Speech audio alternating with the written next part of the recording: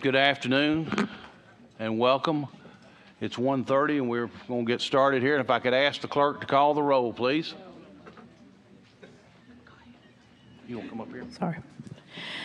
Senator Barfoot. Here. Senator Bell. Here.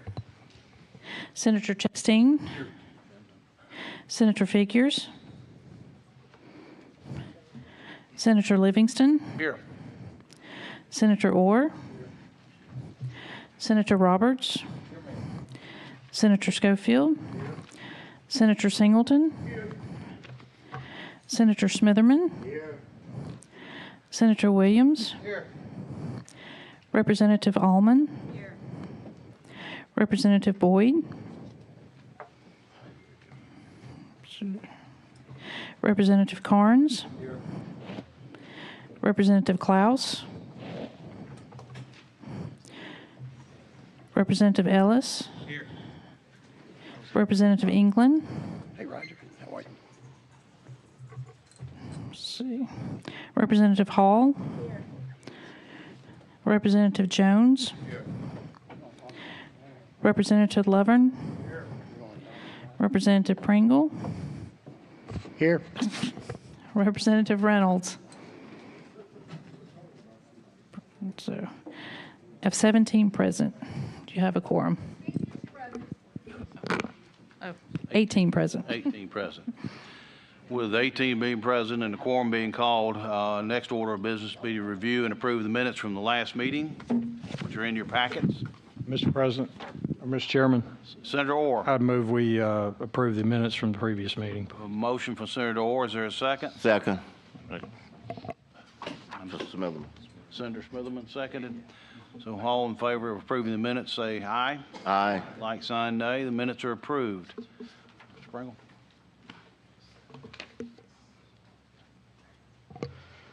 The question now before the body is adoption of the guidelines.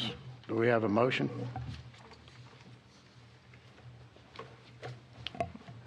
Move for adoption. We have a motion for moving of adoption. Mr. Chair. Ms. Hall? Second it? Second. Right, and I would like to speak when you finish the second. Okay. I second, Mr. Chairman. We have a motion and we have a second by Roll call vote at the present time, Mr. Chairman, whenever the proper roll time. call's been, the clerk will call the roll. Mr. Chair, Mr. Chair. that's why I was asking, we have a proposed amendment to the guidelines. Okay. So when you plan to consider those? Mr. England's here. Do you have an amendment? I have the amendment. You have it? Okay. It should be in everybody's folder. If would you like to present the amendment, Ms. Hall? I'll be happy to. Thank you. The amendment that you have is for each one of the members that is in the folders, and it reads just for clarification for those that do not have a copy, that because the U.S. District Court in Milligan versus Allen has ordered the state to enact a new congressional map that remedies the violation of Section 2 of the Voting Rights Act, the Reapportionment Committee shall prioritize all plans that follows the U.S. District Court's guidance. Accordingly, all proposals shall include at least 2 of the 7 congressional districts in which members of the plaintiff's case identified in Milligan have an equal opportunity to elect candidates of choice. In assessing compliance with the court order, this committee shall consider the court fact findings on communities of interest, racially polarized voting, and other factors that inform its conclusion that the congressional current map with a single majority black district illegally dilutes black voting strength. This committee shall also obtain a written report by an independent expert, which is generally recognized who has authority on Voting Rights Act, that analyzes any plan submitted to a committee vote.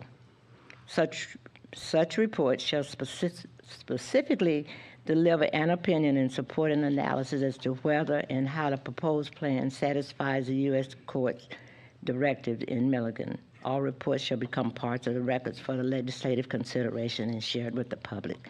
So this is the amendment I move that we adopt at this time.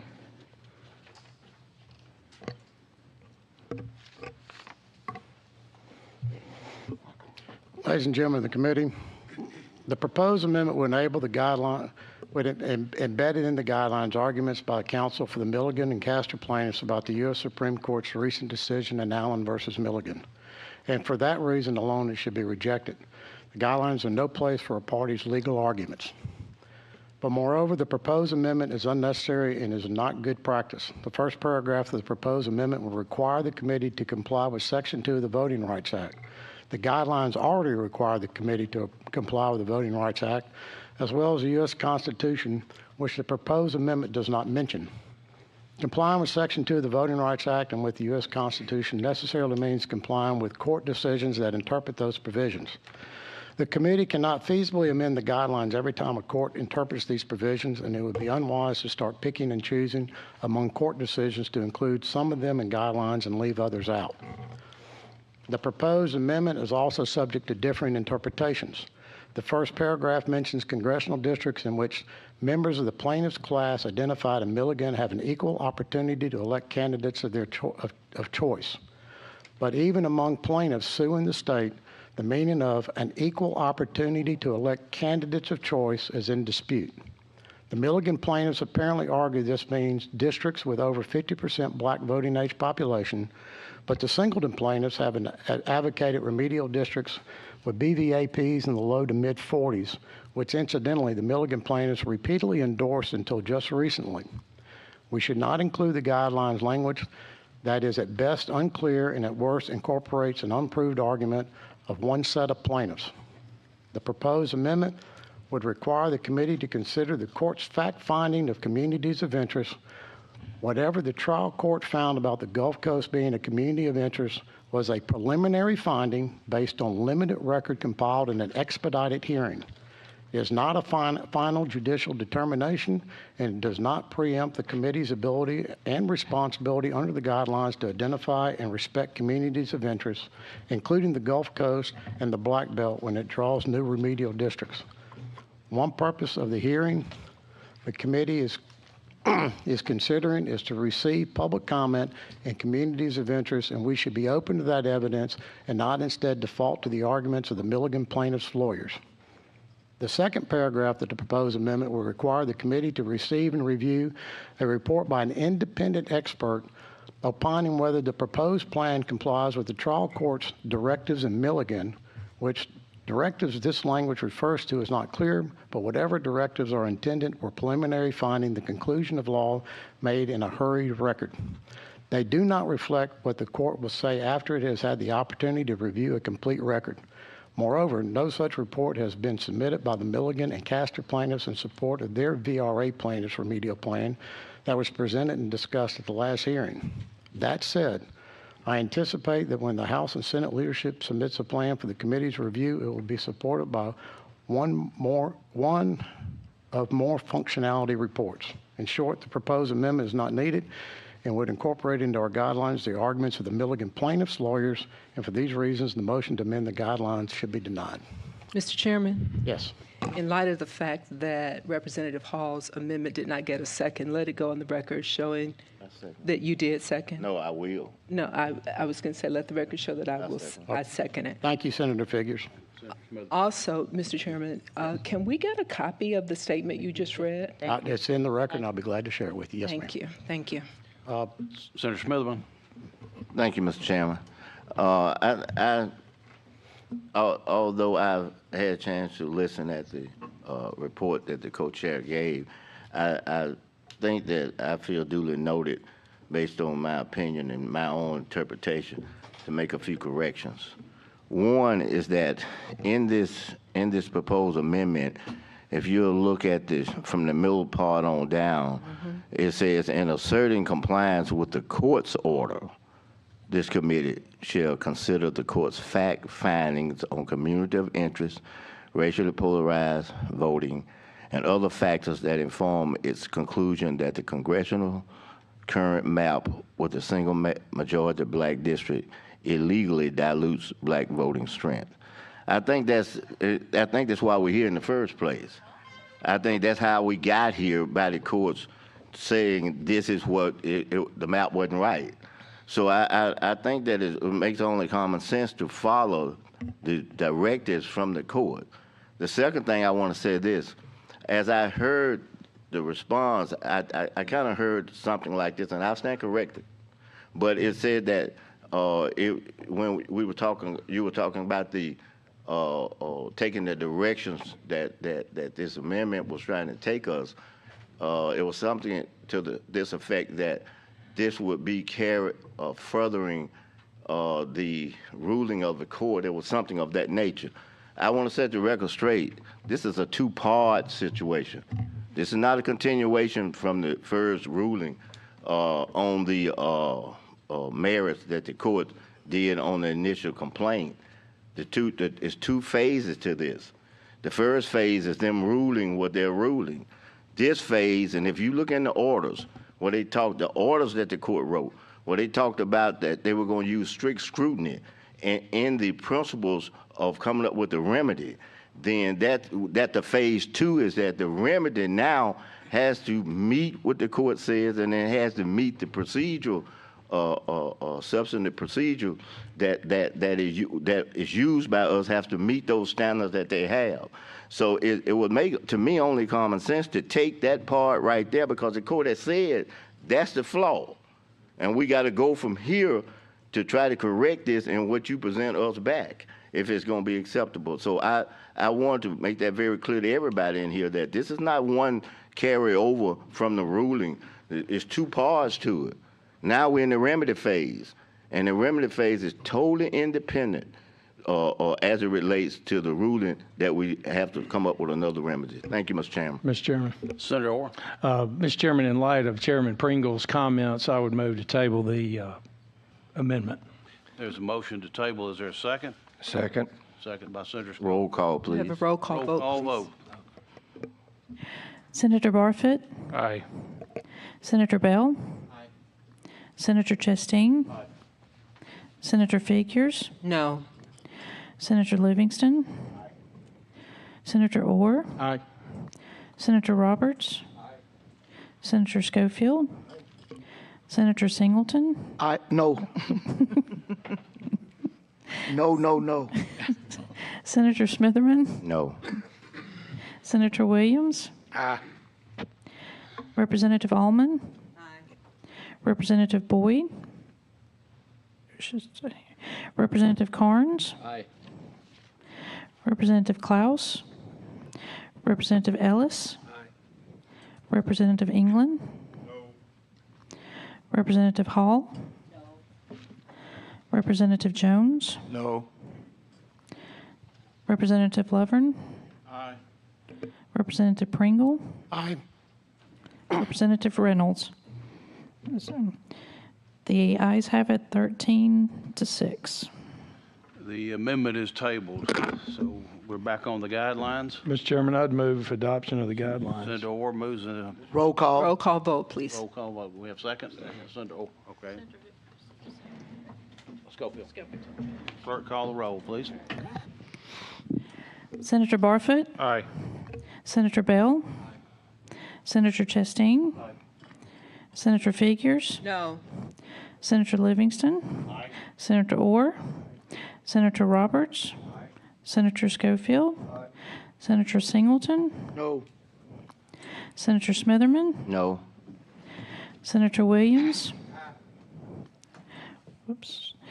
Representative Allman, Representative Boyd, Representative Carnes, Representative Klaus, Representative Ellis, Representative England, Representative Hall, Representative Jones, Representative Lovern, Representative Pringle, Aye. Representative Reynolds. The ayes have it, 13, no 6. The guidelines have been adopted in a 13-6 vote. Chairman Pringle? Ladies and gentlemen, we're going to now move into a discussion of a couple things. We're going to talk about some of the plans that are pending before the committee, but I'd like to get started. If you would like to speak in general terms about different issues, communities of interest, or historical facts, and not specifically on a plan, there's a sign-up sheet. There's a sign-up sheet right over here. If you'll come sign up, we'll recognize you. This is for people here to talk about general communities of interest. Then we're going, if you want to talk about a specific plan, there's a sign-up sheet for each specific plan, and we'll be glad to call you up and let you talk about each plan. And you can sign up for multiple plans. It doesn't bother me. But we just want to make sure when we call you, you're going to talk about the plan that we have before us. So, Mr. Chairman, sure. Yes, Senator Figures. okay, I understand that plans were, the deadline for plan submittal was July 7th. How many plans have been submitted? And how will we know which plan? We are actively processing plans as fast as possible, but there was an overwhelming number sent into the committee from all over, from France, from New Zealand, and all over out of state. Right now we're trying to consolidate and get the plans from Alabama residents to you as fast as possible. We're just, be frank, we're just overwhelmed. We're working as diligently as possible to So how do we have a public hearing on the plans that were submitted if we don't have the plans before us? Well, I've got And some the plans person that have been knows. submitted that we've been able to run through our computers, and we can put numbers on the screen for you. We just haven't been able to get to all of them. I'm doing the best I can, Senator, in a very, very, very time-compressed. I'm not complaining. I'm yeah, just saying yeah. it doesn't make sense if we're having a public hearing on plans submitted. Well, we've we got- need the plans. Yeah, and- we've got numerous plans we're going to put up before. Well, will they be bringing us copies of the plans that We're going they're to turn everything over to you speak as on? fast as we can get it. Now, one of the problems, some of the plans are not compatible with Maptitude. So we have to get the plans, we have to get them inloaded in our computer into Maptitude and then process them so we can run numbers. Mr. Chairman. No, Senator. Go ahead. No, you can be Senator recognized. Smitherman, yes. Mr. Chairman, I don't mind yielding if you don't to Senator Singleton since I've spoken, and I'd like to be recognized after that. Senator. Yes, Mr. Chairman, as a member of this permanent legislative committee and as part of the minority of this committee, we have not been privy to any maps drawn by this committee itself, and we're talking about going into session on next week. I wrote a letter titled to Chairman Livingston, yourself, and Attorney Dorman Walker, asking for any maps or the functionality reports that this committee already has drawn, and we have not received anything. Could you please respond to that in terms of maps that this committee and where we are and why we as the minority has not been a part of that process? Or maps drawn by the majority party? yes. Not by this committee? This is what committee. you're referring to. And Senator, as I told you, we just adopted guidelines a few minutes ago, and I don't know how I can present plans to a committee when I haven't had guidelines to guide me drawing it. Well, when will we sit down together and draw our map? We are working on that as fast as we can. I've got nothing to hide, Senator. I'm ready to get a plan out there, and I'm ready to vote on it. Will I be involved in that plan? Yes, sir. Now, I wanna don't be want to be next involved. Monday when we sit down. Will I'm we? talking between now and Monday. I understand, and we're working as diligently as possible. We have the committee staff has been completely overwhelmed, and we are working as diligently as possible to produce all the information. I'm not a part of that we, though. Hello. Amen. And yes, Senator Smitherman. Mr. Chairman, I ditto what Senator Singleton just said. Of course, you know, I wrote a letter requesting the same information. And I'd like that to be, you know, kind of spread that over our minutes, that this letter. So at some point in time, I'm going to hand it back to us. And it's evident that I actually sent in a letter requesting that. But my statement is geared more to the fact that we have already functionality reports. I'm not talking about putting the map that we're talking about that we're going to try to put together as a group. I'm saying on all these other maps, not all of them, but on many of these other maps, we have functionality reports. And I mean, that's not something that I felt that I should have to wait on being a member of the report. Anything, and I'm not saying anybody was keeping it from me, but potentially, but anything that's spread in that office or in this committee, if you a member, you should have, all of us should have access to it. So I think it's important and critical that whatever we do have now is that be presented an opportunity for every member on this committee to be able to get it. So as we go through this meeting, and as we get ready to go through the whatever next step it is, we will have a chance to have reviewed some of that information and be able to discuss it as we go through this process here. That's why I had asked by the meeting or a little bit before the meeting of today. So if it can be produced, I still would like to get it. And I don't mind looking at it as we go through this process, but I need whatever we have. Thank you. And I understand, and we are processing the maps. We've processed the VRA plaintiff's remedial map, which we'll have today. We've processed the CLC map 1. We've processed the Singleton Congressional Map Plan 3. And we've processed the Hatcher Remedial Congressional Plan 1. We have been reviewing the maps, putting them in the computer, and running the analysis on them. We're as fast as we can possibly do it. We just got completely overwhelmed with the number of maps sent in. So we picked y'all's maps first and ran those. And So- and we appreciate that. Thank you. Thank you. Well, we picked Senator Singleton's map and the plaintiff's maps. You know, we picked the maps that have come in from, you know, Senator Singleton. That is Singleton Congressional Plan number 3 is not, that's your map?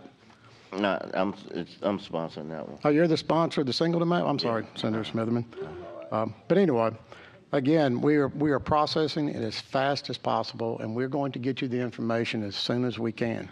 We just have a horribly compressed time frame, yet again in this committee. I wish we could go back to the days when we had a year to do this, but we've never been given that length of time to draw these maps. It's always been very late. You know, we Very- did have you an know. opportunity for a long time before.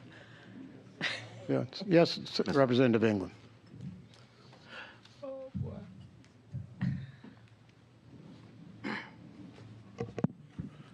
Thank you for the recognition.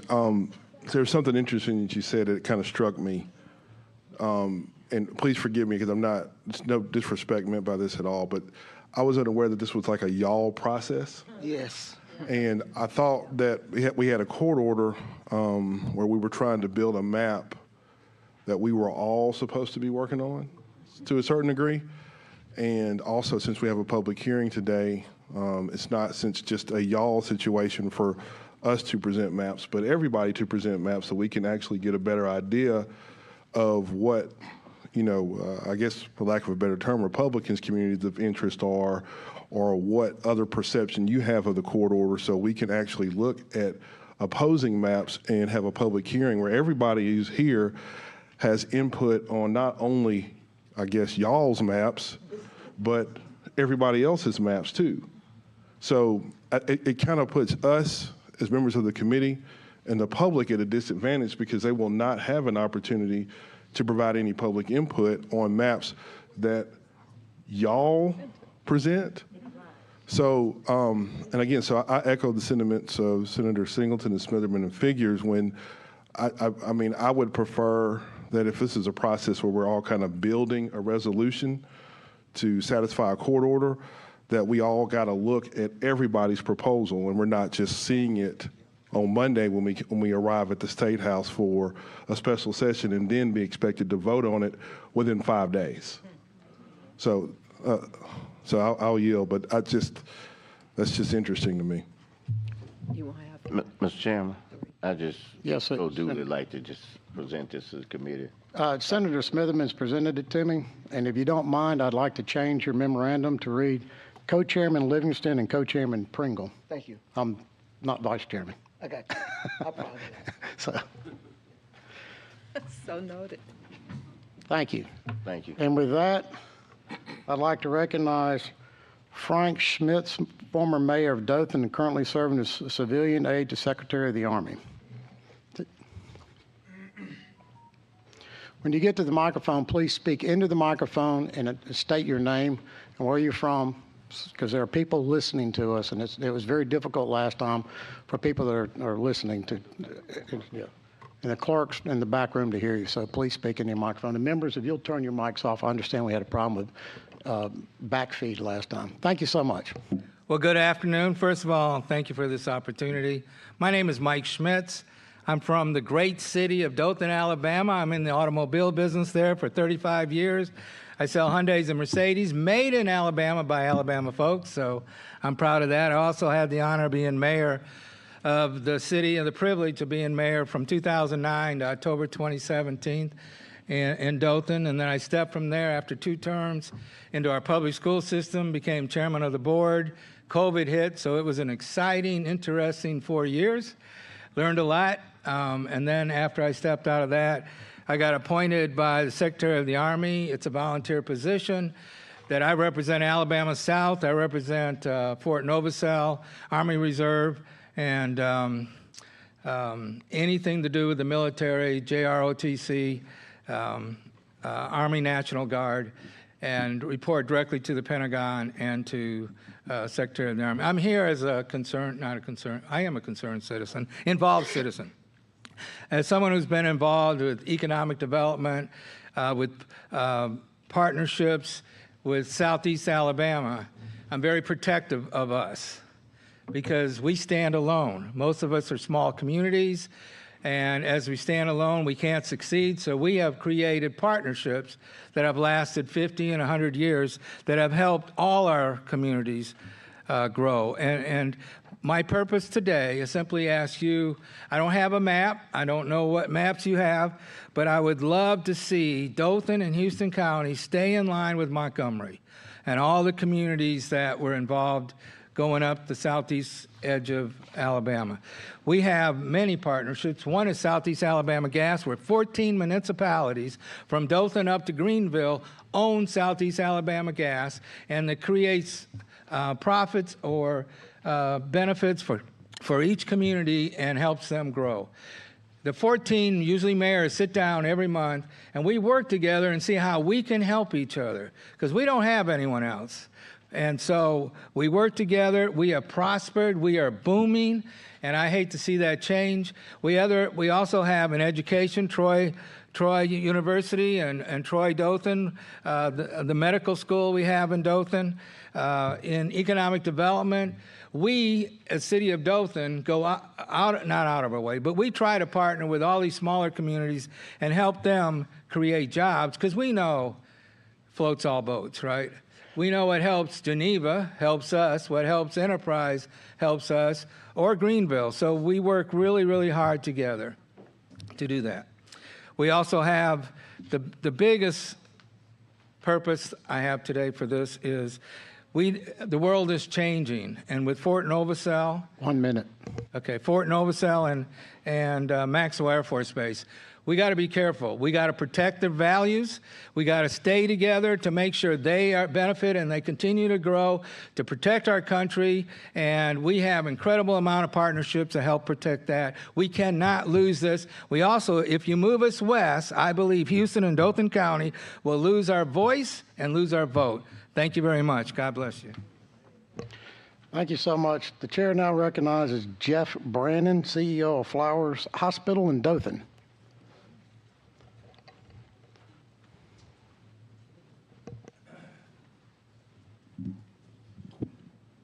Thank you, Mr. Chairman. My name is Jeff Brannon. Thank you. I need to put a timer. I'll be happy to do that. I'm the CEO at Flowers Hospital. I have lived in this district all my life. I'll be 65 years old in September of this year. My dad is 93. He served in the military, Alabama Army National Guard, civil service, and we are very, as Mayor Schmitz just said, I'm here today as a concerned citizen and someone that realizes the benefit of collaboration, cooperation, communication, all of those things that he just referenced that are critically important for us not to forget. I believe that our economy is strong today because of the things that Mayor Schmitz just mentioned. I can tell you that our healthcare community is stronger than it's ever been in our district. We have a Southeast Alabama Hospital Council that met yesterday goes over 5 different counties that we are all focused on making sure that everyone has access to excellent health care in our community, and I don't think that we should shy away from being very proud of that. Certainly, he mentioned the medical school. My hospital alone is about to stand up internal medicine residency program. I can just say this from a personal perspective, not just from from a professional perspective, but I'm 6 generations living in this particular district. My children have been educated in this district and continue to live and work in this area. I'm very blessed to be able to see my 7 grandchildren and my 2 great-grandchildren on a regular basis. I'm very proud of all of the things that they've accomplished, as well as continuing to see people in our community continue to grow and thrive. And I think, again, that's our main reason for being here today, again, is to talk about what's good, what's right, what's worked, and we want to continue to support that. We certainly want to be open to hear from others as well. But I think that's what makes our community strong, is the fact that I mentioned those 3 C's: communication, collaboration, and cooperation. I want to continue to see that happen. Thank you very much for allowing me to speak, and appreciate all the hard work that everyone sitting up there does each and every day. Very appreciative of all of your service. Thank you.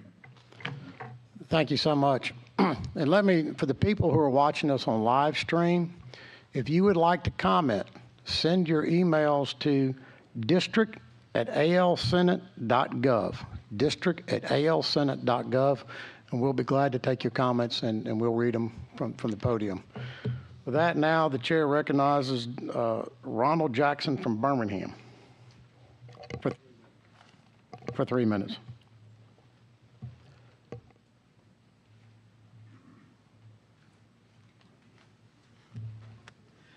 Good morning, legislators and my fellow citizens of Alabama. I'm Ronald Jackson. I'm a former member of the Alabama legislature. I'm here to speak today on behalf of Citizens for Better Schools and Sustainable Communities and the Legal Evaluation and Action Project. We are here to support the Black Share Plan. I don't see one of those pass out. I'm not going to try to tell you what it is. Everything's going to be on the internet. But we're here to tell you that I'm from Birmingham, Jefferson County, Alabama. But these plans, these proposals that have been put out that I have seen thus far are unfair, inequitable, non-compliant with the recent decision by the United States Supreme Court. And for Jefferson County, which if you all will go back to the original Singleton decision that created this one person, one vote. And I want everybody to understand this, what this legislature must do when they adopt what they're going to adopt. That preservation of one person, one vote must be effective. As the euphemism they use about continuity, making sure your vote counts. But we want to say to you today and let you be placed on public notice that Citizens for Better Schools and Sustainable Communities, the Legal Evaluation and Action Project, we have counsel and we are prepared that we will respond to the special master. And if you don't keep Jefferson County together and not split it off anywhere to pull up some votes that you think you need to have, just think about what Mr. Attorney Blackshear has written to you. Inclusion, Jefferson County is the economic engine of this state. Those of you who talk about the automobile industry know how you really got it. Mayor Richard Arrington, Governor Folsom, when out of Birmingham, we gave you the money to get the Mercedes plant, and you think we're going to let you split us up? You got another thunk coming. And all I want to say to you is this. We stand on this cardinal principle. Artemis Terra Nostra Defendere. If you don't know what that means in Latin, I'll tell you in Alabama language. We dare defend our rights. And I'll leave you with one other Latin expression. Illegitimus non carborundum. Because what I see on these plans is that. Now, you look it up. I'm not going to say what it means. You look it up because it's language that I would not say with children listening. Support the Black Share Plan. Thank you. Thank you, Mr. Jackson. Well, the chair now recognizes William Boehm from Opelika. Did I say that correctly? Bo?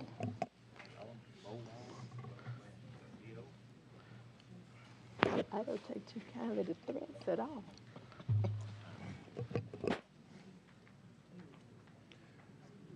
Yes, that'd be me. The name is William Bohall of Opelika, Alabama. I'm here to talk to this member body and the public about some overlooked issues that this state needs to take care of, because I've been a citizen of this state and a resident for 25 years, and my needs have not yet been observed or tended to by the Republicans or Democrats. I demand representation. I have a reason for it. I'm going to present it to you. And it involves technology, advanced aerospace applications for land, air, sea, and space. And this will contribute to national security in both economic and military applications. And it's been overlooked. Now, I went to my representatives, starting with Riley back in '99, before he became governor. I've talked to multiple representatives and attempted to talk to others, such as Mike Rogers, Sessions. As recently as 2018, before the last state election, Whatley, Joe Laverne. I don't know if that's the same person because I have never spoke to him in person. But I've made multiple phone calls, and Whatley was the only one I caught actually in session with his aide that got me to him. He said he would not represent me, this issue, quote unquote. Now, I moved down to Alabama 25 years ago. I gave up an inheritance, a house that was given to me from my grandparents who raised me 1 minute. a child, all right? I gave that up to come down here to try to establish jobs and bring technology to this state when you needed it. And I've been ignored ever since. My life's been turned upside down. I've been forced into low income, $9, $10 an hour jobs, which I use to do some research for my needs if this technology and industry ever got established. This state needs to bring a crap load of money into this state to establish this technology, because it's not individual applications that we're speaking of the way you establish an auto industry or an aircraft industry. This is crossover technology. I need to get all phases established so it makes it more economically to manufacture. And the fact that the technology I'm about to show you, just a child's... Your time has expired, sir. Well, let me do this because this is why I came here. And the public needs to know about it, because the mapping does not cover the contingency of third-party independent representation. And that's absolute must to see that this technology is protected, that the labor force gets established, and that the future needs of infrastructure get established to support its growth. This hasn't been done in this state, and you put millions of dollars into road work, refurbishing in Birmingham. Now, y'all seen me take this that can be manufactured over and over again. This is just a basic application of an airfoil. You need to speak into the Got microphone. in manufacture sir. now. Microphone. It has nothing you have in manufacture now that can provide a safer means of transportation for land, air, sea, and space. And I can't go into additional components that will be added to it, but it supports its own means of flight. And with detachable, retachable units, compartments, Mr. Chairman. people would be safer Sir, in deep we're- water. The precedence for this one for everybody else. I know, your time has expired, sir. That we're here to talk about congressional redistricting. That's why. And not technology. So your time has expired, sir. Can I have more when they're through with the other people? So we're here to talk about congressional offices, not technology. I'm sorry, but I gave you 3 minutes to talk about congressional redistricting, and I yielded extra time to you, but you're here talking about technology. The redistricting applies to the black community. We're here to talk about, sir. We're talking about. Can't vote for Sir, anybody they don't I'm going to know ask you to about. sit down. If you don't sit down, that gentleman will remove you. Now, the next one is David, is it Lusseu from Birmingham?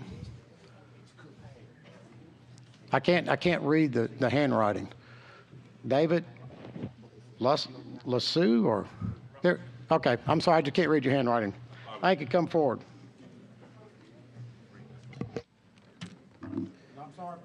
It's okay. I'm going to hold you to 3 minutes to talk Okay, about all reapportionment. right. Thank It you, won't sir. take 3 minutes. But look here, David Russell, I was here last week, and my mind still hadn't wrapped around the chairperson and the vice chair. You know, and when I left out of here on last week, they told me there was 2 professors up there on the dais. One of them's not here today, but one of them had a PhD from the University of Alabama. And we had 2 attorneys. And one of them attorneys finished from the Prestige University of Monterey Valley. Then we got a former mayor that was the mayor of the 3rd largest city. Now, out of all that qualification, and we could not even find to get a vice chair from that group. And I, it seemed kind of obvious that, this is a two black district. And we, with all that qualification, and we could not pull out a vice chair out of that community. It was kind of hard hurting. Until Alabama get their act together, there's no other state can get their act together. Everything started here in Alabama. When we become like the University of Alabama football team, then we're going to begin to look up on it as a different perspective. When Nick Saban put his players out there, he put this player out to win. He don't put his player on the field saying that this player is a Republican, this player is a Democrat, this player is black, this player is white. He put players on the field to win, and that's what we should start off the beginning. You started off in the wrong area by not selecting a vice chair. I'm hoping that when the legislators go in session on the 17th, that we can formulate a football team. We formulate a football team that we're going to win for the state of Alabama. This is 2 black districts. Now, Blankenshire maps, which I was kind of concerned about. But it's not about me. It's what is best for the state of Alabama. I think this is what we need to start doing, look in turn for the state of Alabama. Thank you.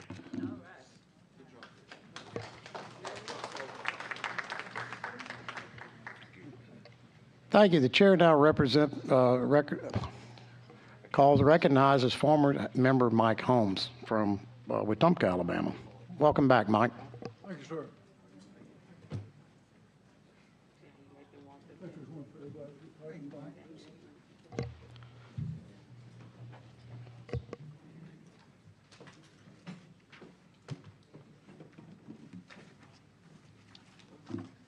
Well, I see in the last couple of speakers we varied off the topic quite a bit. I'm going to try to get back toward the topic at hand is redistricting. I've come up with a former I don't guess I can call him a constituent anymore, but a former constituent of mine when I was serving up until November of 2022 in the House of Representatives. My name is Mike Holmes, served there for about 9 years, enjoyed every minute of it, see a lot of old friends and colleagues here. That's good to see you again. I want to zero in on something that, let me get my glasses so I don't miss anything. This constituent brought me a brief from the University of Alabama Ed Policy Center. The title of the study is Defining Alabama's Black Belt Region. For the purposes of this issue brief series, the University of Alabama Education Policy Center used an expansive definition of the Black Belt encompassing 24 counties, but we note that Crenshaw, Montgomery, Pike, and Russell counties have had modest growth, which means that the population loss, K-12 enrollment decline, and lower unemployment and labor force participation rates and other issues identified are likely more severe in the remaining Black Belt counties, especially those west of Montgomery. Readers should keep this in mind as they review the data presented below. All of this speaks to the need for a uniform, agreed-upon definition of the Black Belt, an issue discussed in detail in this brief. The whole point, as I stated here at the beginning, you cannot measure what you cannot define. You cannot measure what you cannot define.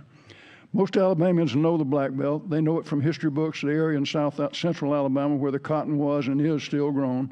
Black Belt is where slaves tended the fields and where sharecropping replaced plantations after Reconstruction. Everyone knows the Black Belt from iconic novels such as Harper Lee's To Kill a Mockingbird. For far too long, the Black Belt has been known for exporting its most talented young people. But the Black Belt has been poorly defined. There are many different definitions which counties constitute it for federal, state, and local programs. These are briefly the Federal Delta Regional Authority, the State of Alabama Black Belt Action Commission, the University of Alabama-led Institute for Rural Health Research, and the University of West Alabama's Alabama Black Belt Heritage Area. Inconsistent definitions make it difficult to develop and sustain political coalitions over time to positively impact policies and programs.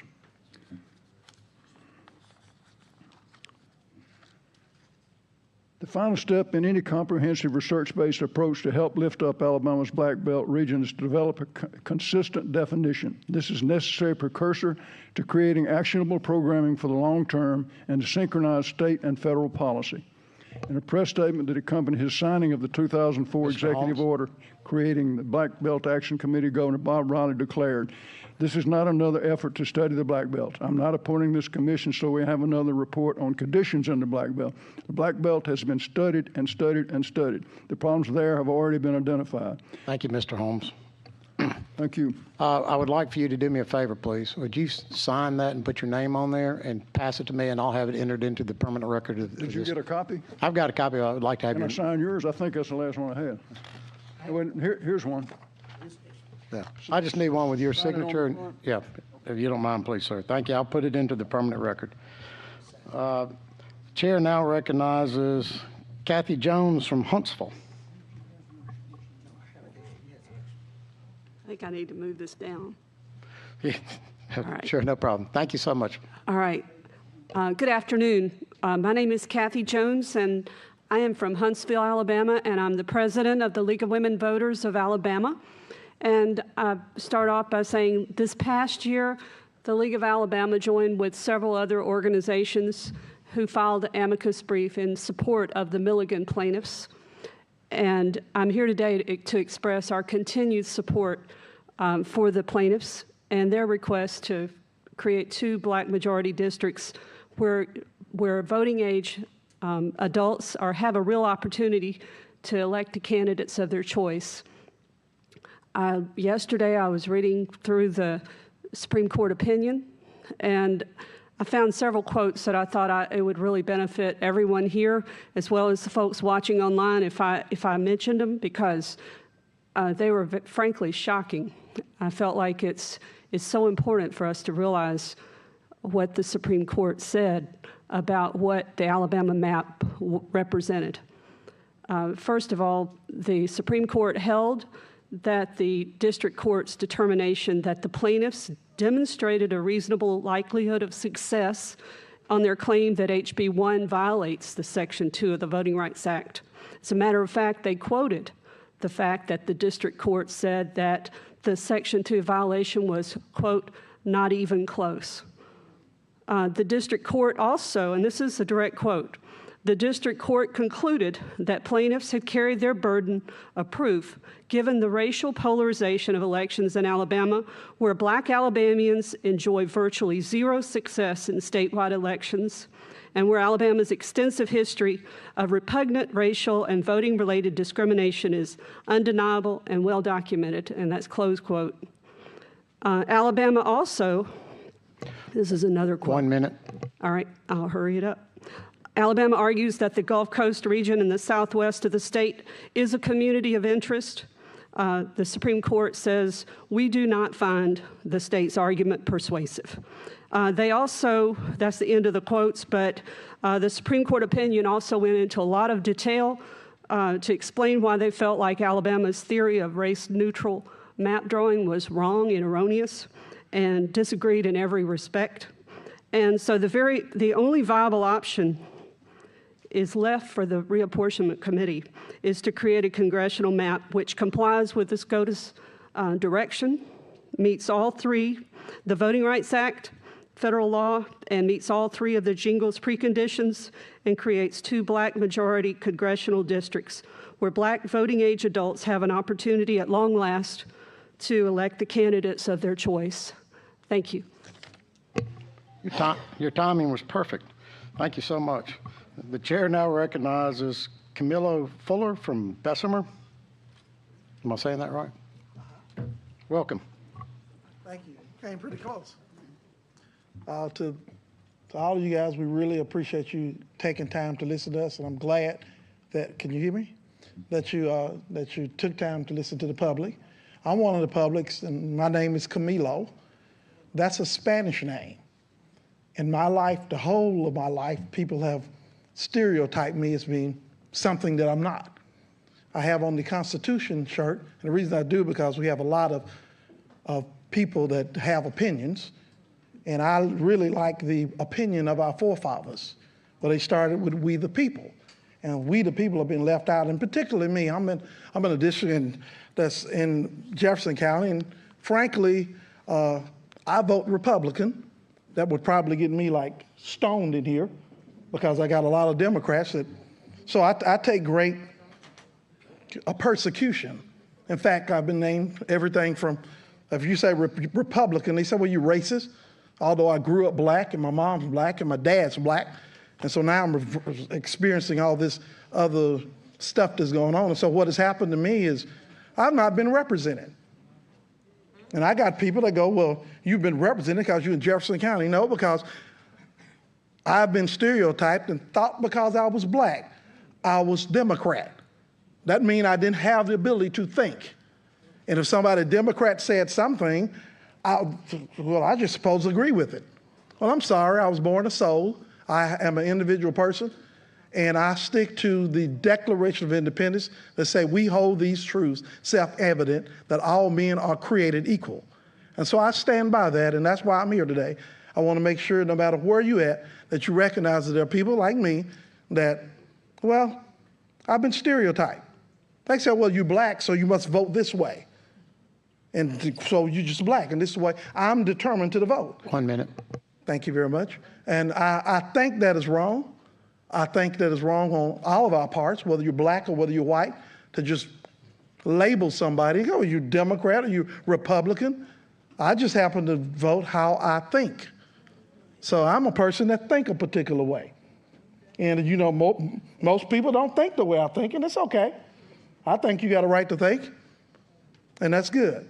And I am an individual soul, so please keep in mind, do not do what you're doing based on stereotype, because most of my neighborhood is black and most of my neighborhood is Democrat. It's just, I'm totally left out. And so I guess I'm just supposed to move or something? I don't think that's so. I think you should not do it based on stereotype. Thank you very much for your time. Thank you. The chair now recognizes Davin Rosenberry from Pennsylvania.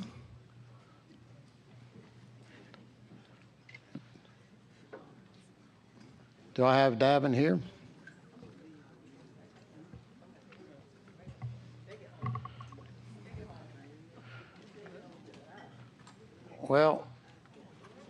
Who's dabbing?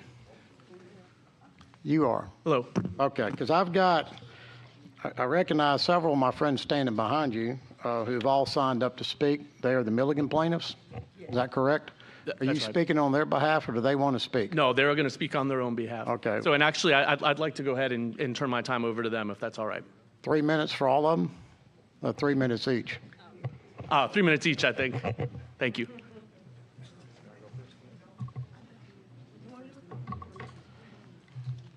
Who's the first? Good evening and good afternoon, everyone. And you are? My name is Bernard Simulton, and I'm president of the Alabama State Conference of the National Association for the Advancement of Colored People.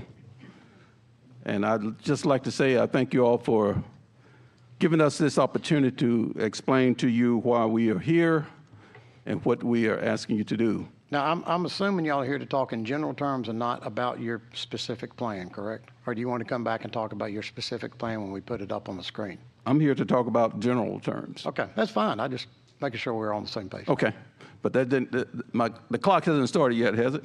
Yeah, it started, but I'll give you 15 more seconds. Okay. I, too, would like to say that I served in the United States Air Force, protecting many of you all while you were sleeping. I was in a launch site in Grand Forks, North Dakota, so that you all could sleep well. But as we learned that we're still in the process of protecting our freedom, and it's a different type of protection from a different enemy. Alabama has often been on the wrong side of history and the wrong side of justice. From school desegregation to voting rights to employment to criminal justice issues, Alabama has been many times on the right side, on the wrong side. And usually Congress and the courts have had to step in to correct the wrong that has been done. And now the Supreme Court of the United States of America has found that Alabama has again erred in its responsibility to be fair and equitable, especially when it comes to its people of color, black people. The Supreme Court found that the legislation in 2021 map violated Section 2 of the Voting Rights Act of 1965 by failing to create 1 minute. a second majority district and dividing communities of interest like the Black Belt. The court found that the map passed by the legislation in 2021 dilutes the votes of black Alabamians, violating Section 2 of the Voting Rights Act. But our state, through this legislation, has been given another opportunity to correct and to get it right this time. The legislature can correct this wrong by discriminating, wrong of discriminating against black voters. But if either the legislature fails to act or the map the legislature adopts does not completely remedy the violation of the Voting Rights Act, then the federal court will take over and process and impose a map of its own. The legislature will lose control of the map drawing process. My fellow plaintiffs and I will discuss the many benefits of our plans, but the primary benefit is that the Voting Rights Act plaintiffs' remedial plan gives the legislature the opportunity to get it right this time. And I urge you to support the plaintiffs' plan. Thank you very much. Your timing was almost perfect. Beg pardon? Your timing was perfect. Okay, thank you. Kind of a perfect person. All right, who's next? Please step to the microphone and identify yourself. Will we be allowed to start talking about our plan now since all the plaintiffs are up here? Can we talk about our plan now since all the plaintiffs are up here, or do we need to? Are we still on the open commentary section?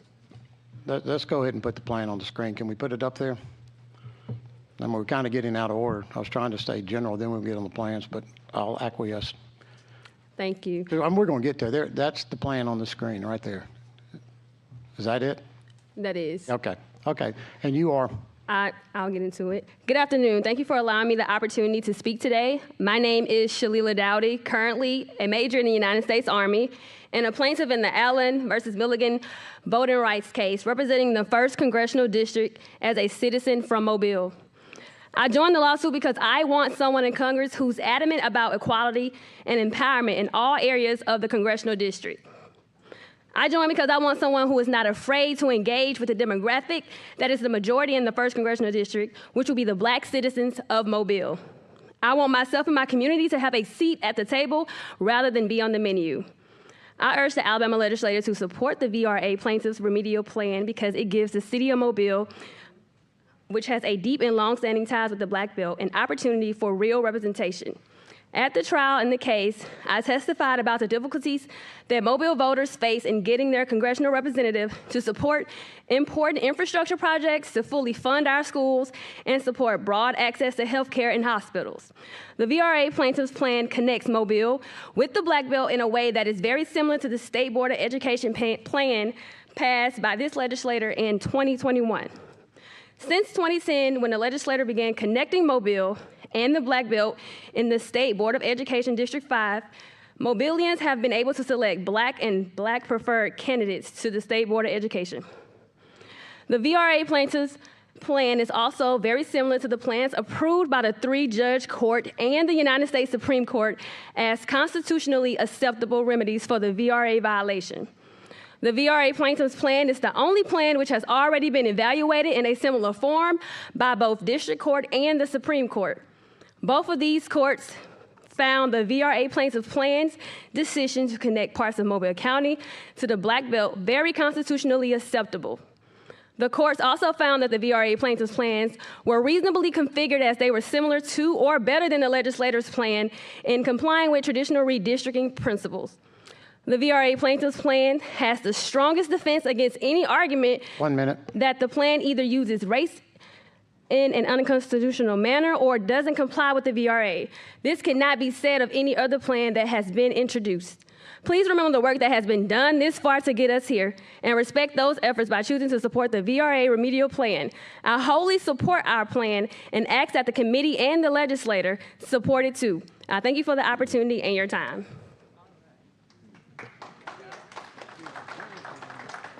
Thank you so much, and you are?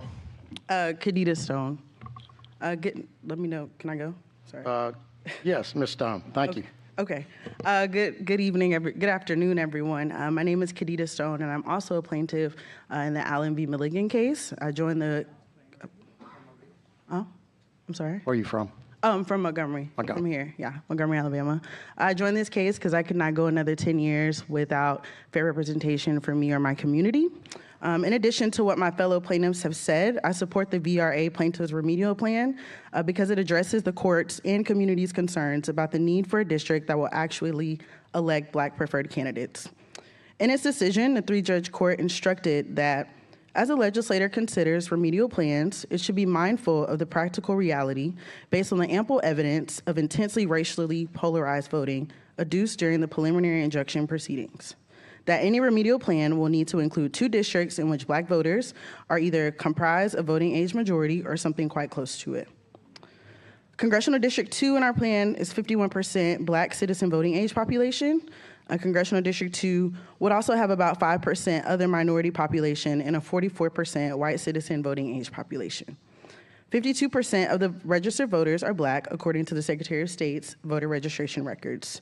Congressional District 7 is 56% Black citizen voting age population, and 58% of the registered voters are Black. The 2 majority Black districts will give Black voters in those districts the ability to elect candidates of their choice. In statewide elections from 2014 to 2020, the VRA plaintiffs' expert witnesses in the litigation analyzed that Black candidates carried these districts even though they lost at a statewide level. We have heard concerns about the presence of people in prisons in our district, meaning that Black voters won't have an opportunity to elect their candidates of choice in these districts. But even accounting for people in prisons, our districts are still majority Black. According to the Alabama Department of Corrections, there are about 4,000 people. Okay. There are about 4,000 people in the prisons in Bullock and Butler County in our VRA plaintiffs' Congressional District 2. And although the Alabama Department of Corrections does not provide a racial breakdown, Even if all 4,000 of those people in prison were black, the VRA Congressional District 2 would still have a black majority by over 2,500 citizens. Like my fellow plaintiffs, I'm confident that our plan will provide black voters with a fair opportunity to elect candidates of their choice. Thank you so much for your time. Thank you, and you are welcome.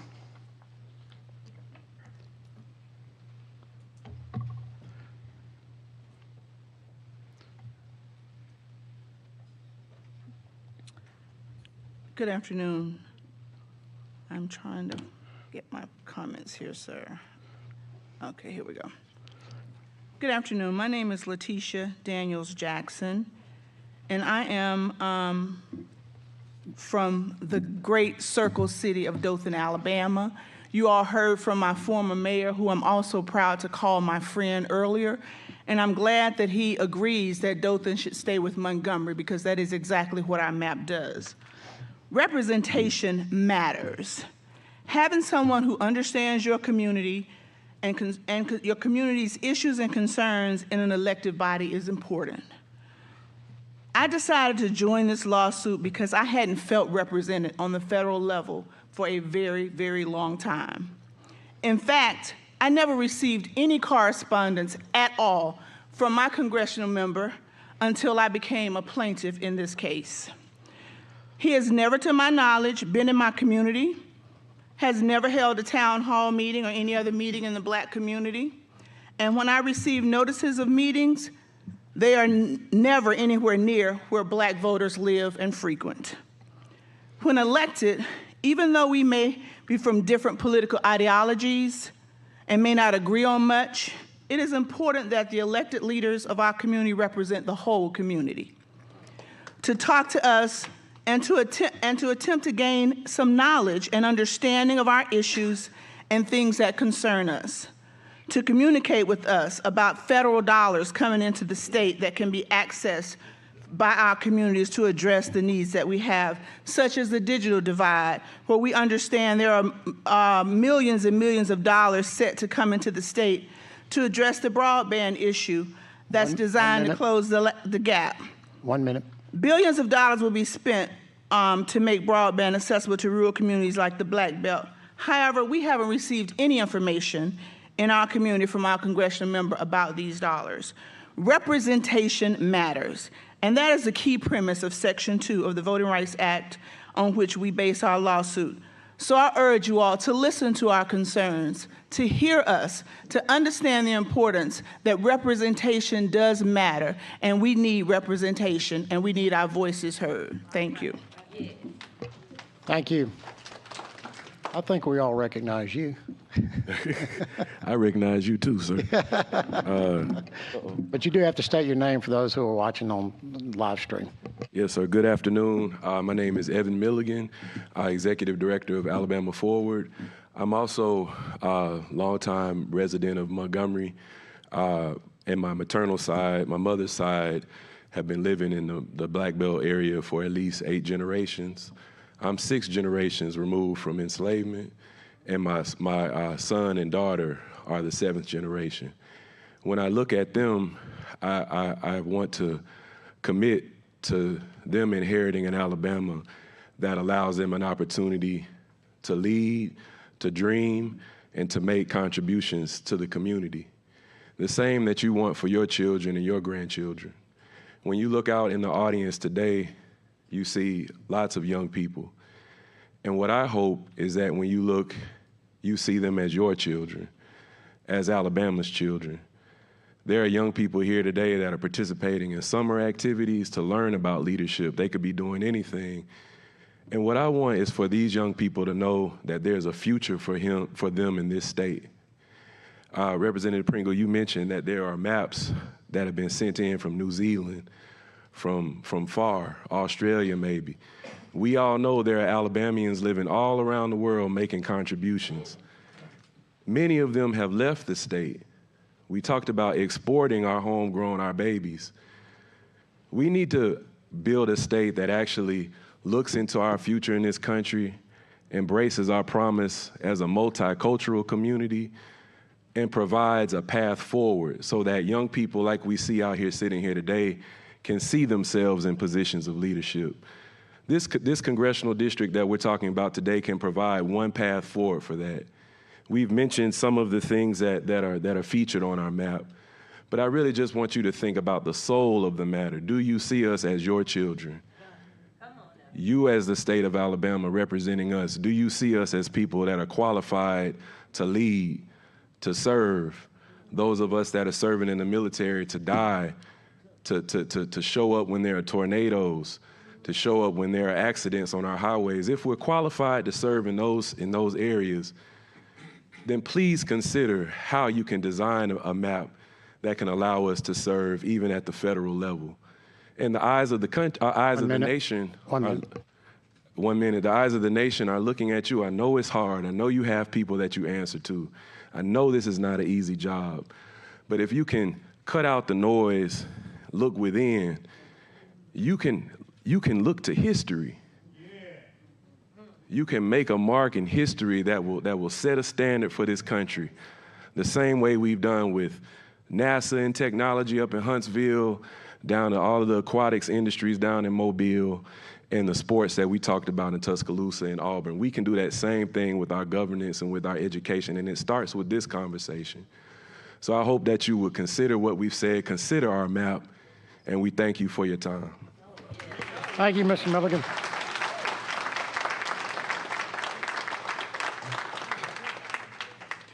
How are you all doing? My name is Joel Ross. You'll see my name on the list there. I see, and you're from where? I'm the lead attorney for the Milligan plaintiffs. I argued the case in the Supreme Court. And you live? And I live in D.C. Okay, I just want to make that's what I thought. I was asked by the attorney for the co-chairs to read from a letter that we sent to him on behalf of the Milligan and the Castor plaintiffs. I'll try to paraphrase. I think you all have copies of it. The letter makes 4 points. The first is that our clients who are brave enough to speak today,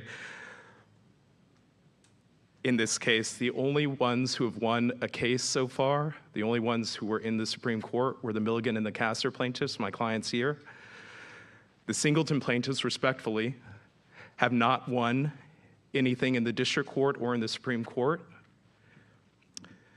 Second, there's been some conversation from my good friend and colleague Jim Blackshear about a whole county plan. We have looked at the results of the elections that Mr. Blackshear provided to you. The Black and Black preferred candidates lost 5 out of the 11 biracial elections in the Singleton whole county plan. They lost 4 of the biracial elections in the CLC plan that Mr. Blackshear is talking about. As my clients testified, that's not true for the elections that were analyzed for the plaintiff's remedial plan. The Black preferred candidates and Black candidates won all of the biracial elections that were analyzed between 2014 and 2020.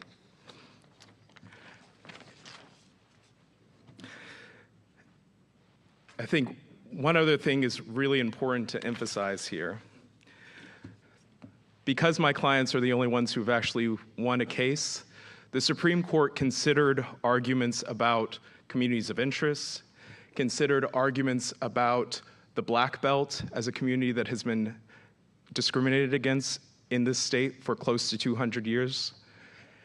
And the Supreme Court found that the Black Belt is a significant community of interest. And it's a community that deserves representation, just like every other community in Alabama. So with that, I'll leave you all. As I said, I'm trying to just summarize this letter that we sent to Mr. Walker at his request. But if you all have any questions, my clients and I are happy to answer them. Thank you. I thank you for your testimony, but we were going to talk about your plan later. Y'all jumped in front of everybody else. So before we start a question and answer on your plan, we're going to go in the order, which I don't mind doing it. I want you to understand that, but y'all kind of jumped in and want to talk about your plan when we're in general discussion. So let me talk to Davin Rosenbaum. Yeah. And we're going to get back to you and let you talk about your letters and your plan. Thank you. My name is Davin Rossborough. I'm co-counsel for the Milligan plaintiffs. I'm a lawyer with the ACLU Voting Rights Project. I just want to make a few comments addressing some things that have been said today that I hope will be helpful for consideration as you all consider and vote on plans. First of all, although the victory in the Milligan and Castor cases, which was affirmed by the Supreme Court, was from a preliminary injunction, it is a final judgment for purposes of the 2024 elections at least. Second, we've heard a lot today about the redistricting guidelines that this committee passed. We heard about Voting Rights Act compliance. We heard about communities of interest. Communities of interest are obviously an important consideration in drawing any plan. I'd like to point out, though, that the committee's own guidelines here recognize that the Voting Rights Act compliance, take precedence over some of those other provisions. Specifically, Part J of the redistricting guidelines say the following redistricting policies are to be followed, quote, to the extent they do not violate or subordinate the following policies prescribed by the Constitution and laws of the United States and of the state of Alabama. That, of course, includes the Voting Rights Act.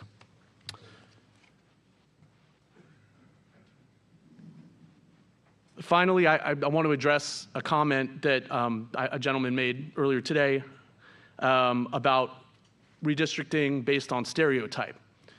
The rulings that this court made were based on hours and days of testimony, hundreds of thousands of pages in the record, many hundred-page decision, which was then heard and affirmed by the United States Supreme Court. They show stark racially polarized voting in Alabama.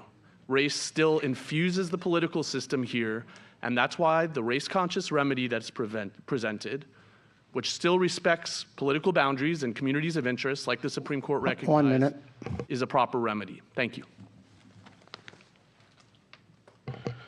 Again, thank y'all. We're going to discuss your plan when we get around, after we get off the general discussion portion of this. So with that, the next person signed up is Kenneth Pascal from Pelham, Alabama. Is Kenneth still here? There he is.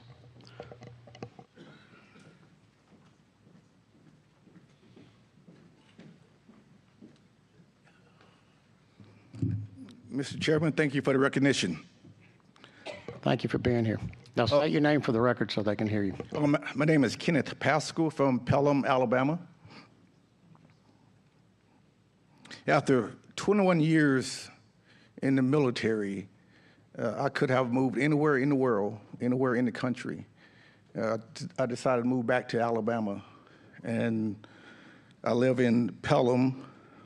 And today, July the 13th, 2 years ago, something special, unique happened in Alabama. I stand before you today as celebrating a 2-year anniversary as being elected to the Alabama State Legislature. As some people say, it's a historic event. The first person of color elected to the Alabama Legislature since Reconstruction, approximately 140 years ago. Although I'll capture that historic moment for about 5 seconds. But my takeaway is what Dr. King said in 1963.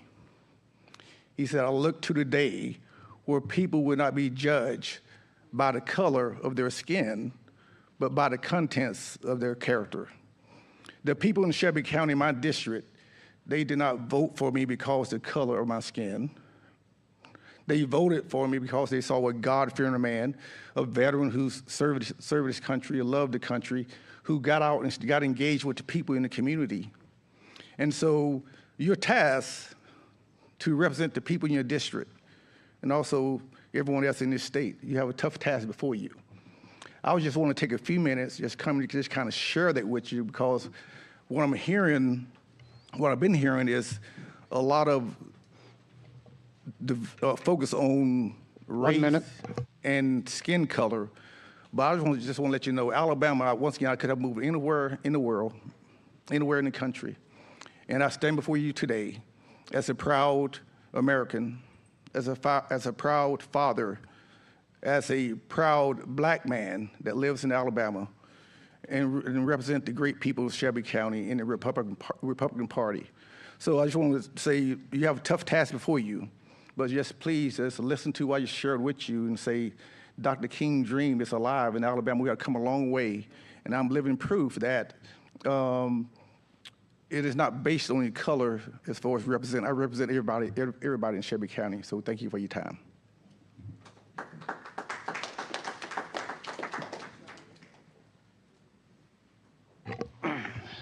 Chair now recognizes Donna George from Newton.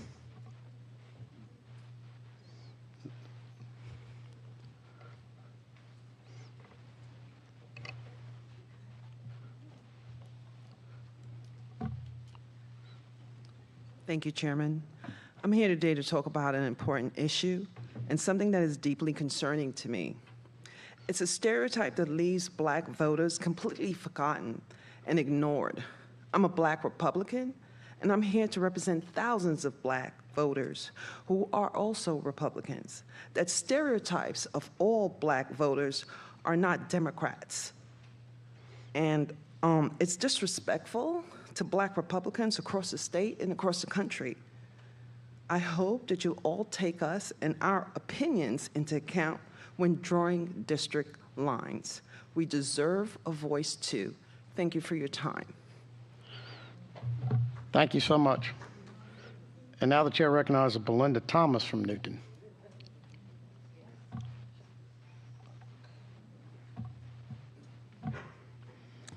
Good afternoon. My name is Councilwoman Belinda Thomas. I represent the great town of Newton, Alabama, in the great area of the Wiregrass.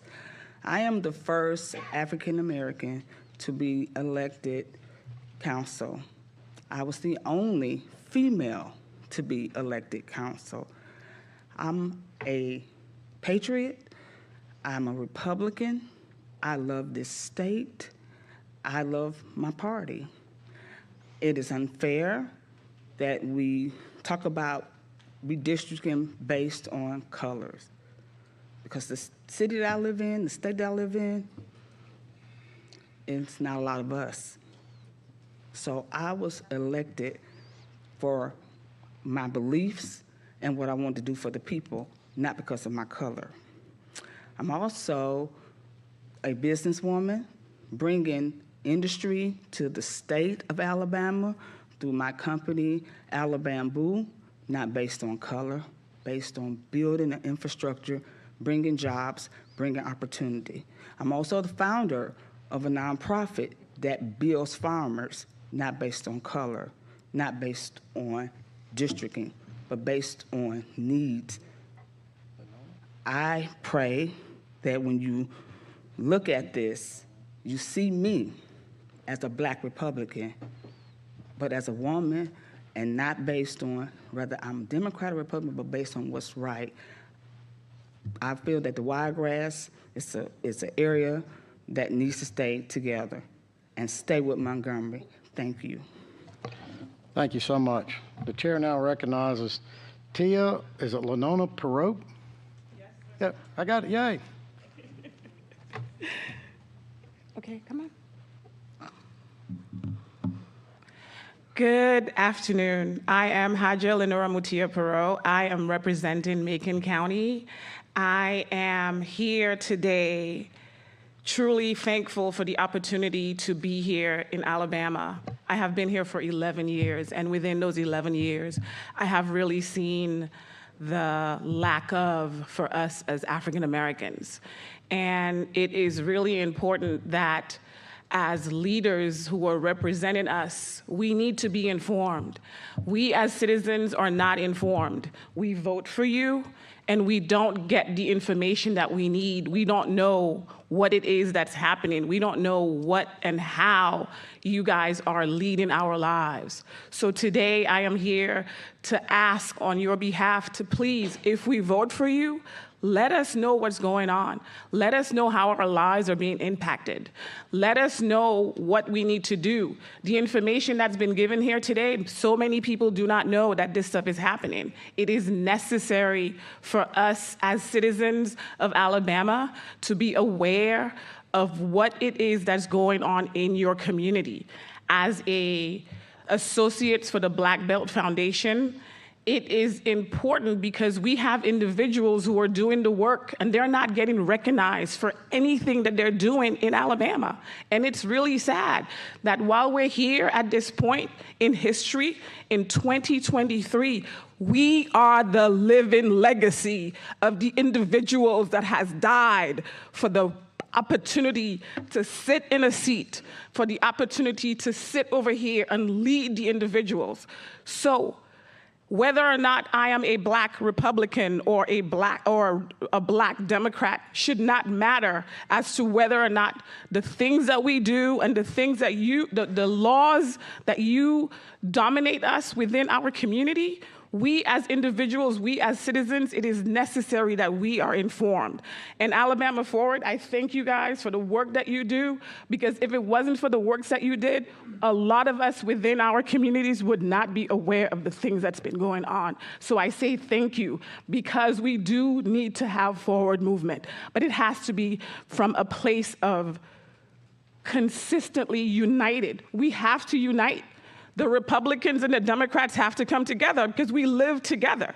So being 2% Republican in Macon County, that doesn't mean that I'm anti my people. It means that I want to work for my people. And I am here today to ask my leaders, the people who represent me, the people that I voted for, to please inform the people, because we don't know what's going on. I live in Macon. Lee County has such a better educational system than us in Macon County, and it's not right. So I need fair representation. Thank you. Thank you so much. The chair recognized Bernard Simbleton. Yeah, I spoke. Okay. Yeah. I love you, but no. Yolanda Flowers from Birmingham. Yolanda Flowers from Birmingham. Okay, I heard a voice.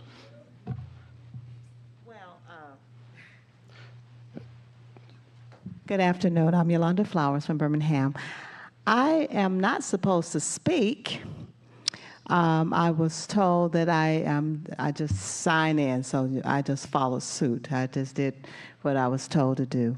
But in regards, since I'm here, I would like to talk about representation, as we've heard several people have voiced. And it is important. We do know the schism that is taking place in our state, which is not good for none of us, nor is it fair. And so I'm being as one that's representing many others, both Democrat and Republican, because we are here, and we do have liberals as well, to think about the whole, to not think about one party or the next, but to think about what is best for everybody. And I believe that's what our legislators, you all have been missing the mark in terms of us citizens, to hear our voices, to know what is fair, considering the history of Alabama and all. So please bear that in mind in regards to all of us, because it behooves all of us if Alabama is to thrive and to do better than what Alabama has done. The history of Alabama is not good, and we know that. And you all are in a prime position to make it best for all of us. The whole country, even the whole world, as if I stated during the campaign, is looking at Alabama. We know Alabama is a racist place. Gotta say it.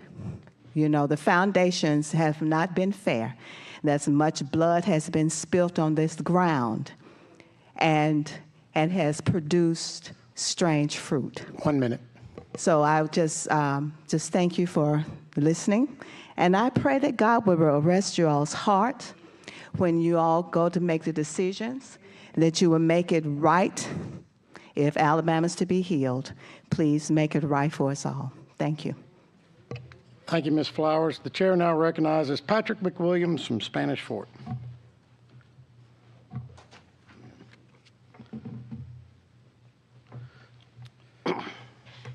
Good afternoon, Co-Chair Livingston, Co-Chair Pringle, and esteemed committee members. I am Patrick McWilliams from Spanish Fort, and I'm also the chairman of the Baldwin County Republican Party.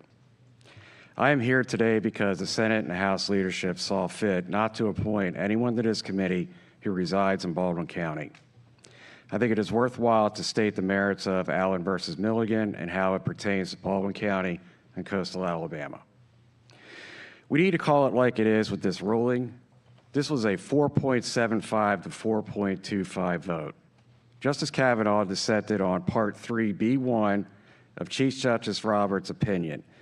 This margin is as razor thin as it gets, with skirting the 14th and the 15th Amendments. I have not heard anyone bring up the dissenting opinion of Justice Thomas, who has been hearing cases on Voting Rights Act for over 30 years. Thomas' opinion specifically addresses Congressional District 1 and communities of similar interest. It specifically states, it is indisputable that the Gulf Coast region is a sort of community of interest that Alabama legislator might reasonably think a congressional district should be built around. With the plaintiff's remedial map, you could have a congressional district that is Mobile to Dothan.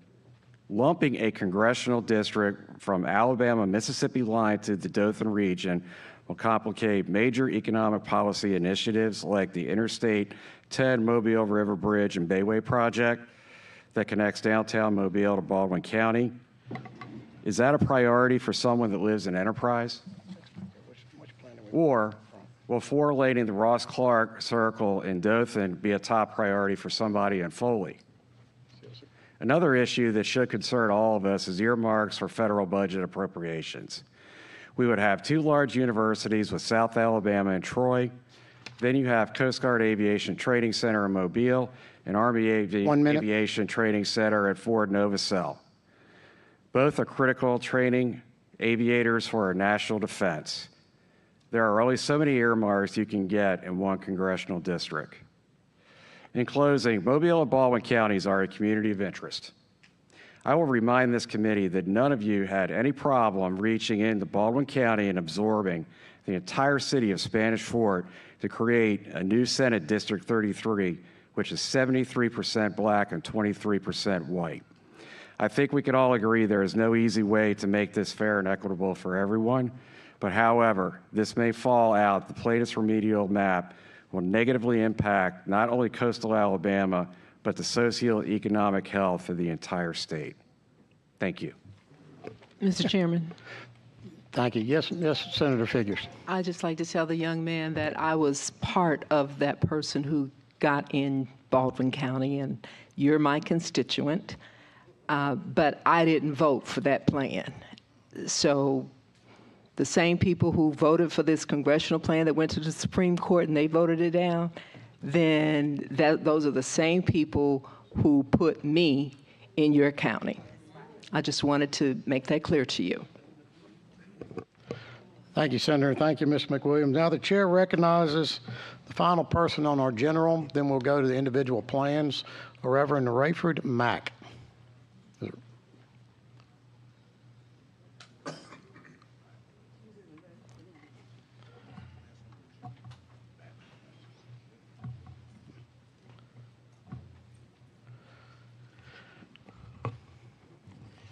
Good afternoon, committee members.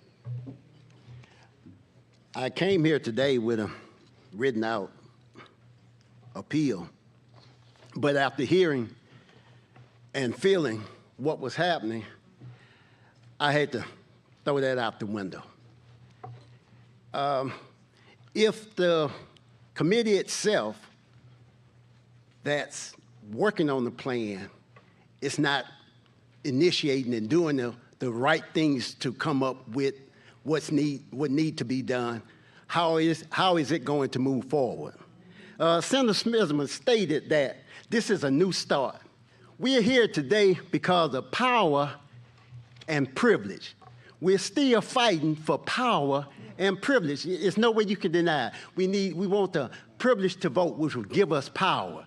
The committee wants to retain a certain power for a certain demographic. We're here for the same reason that got us here before. We're tired of this situation. So I'm going to read the first statement. We find ourselves at a critical juncture in our state. We always are at a critical juncture in this state. So for once and for all, let's do the right thing. I know, I see that. You know,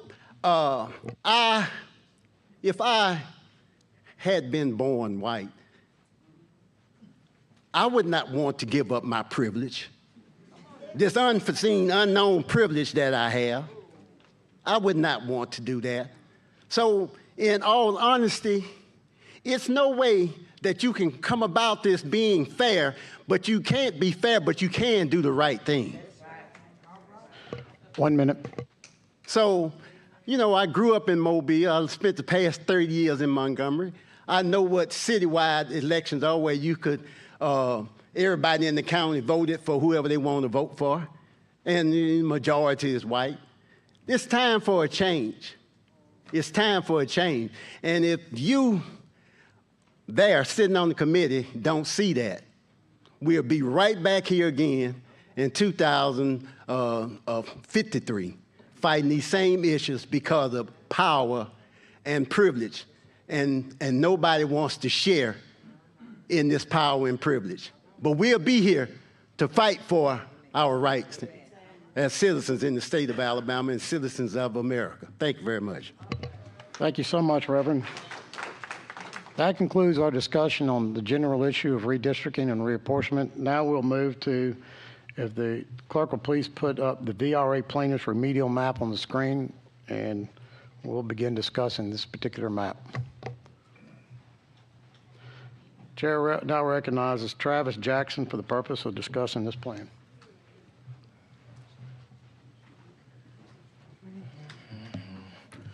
Thank you all for allowing me to be here, Chairman, and all the Reapportionment Committee members.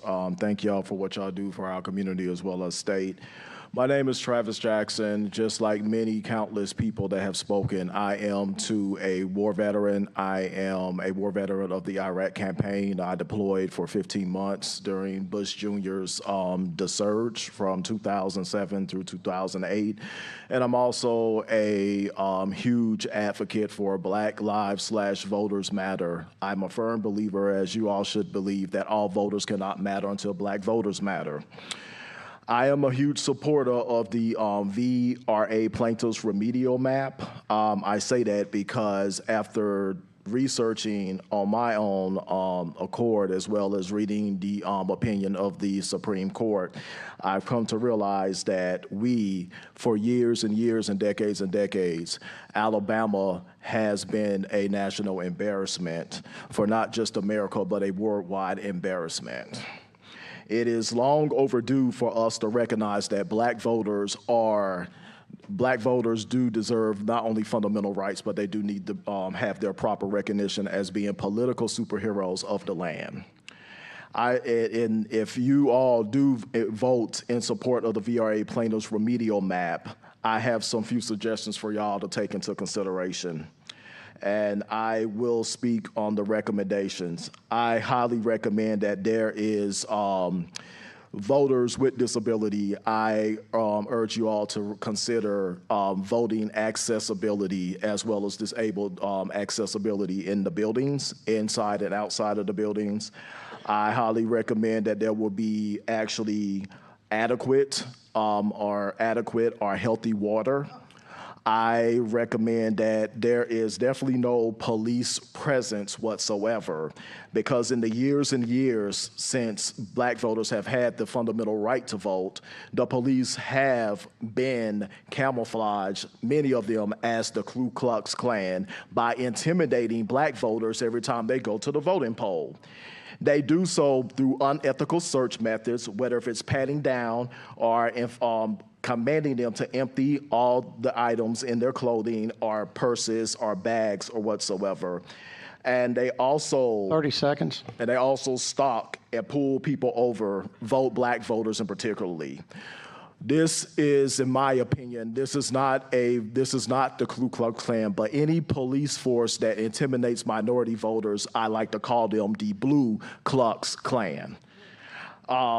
In conclusion, I would just like to say that when this map is voted upon, that you look at all voters as equal and not just white voters only, because all voters cannot matter until black voters matter. Thank you. Thank you, sir. And I'm going to ask the people testifying, talk about the plan. What we're here to talk about is the VRA plaintiff's remedial map. And that's the issue before this committee, and we need to stay on the issue before the committee, and that is what this map before you looks like. The chair now recognizes Kahita Stone from Montgomery.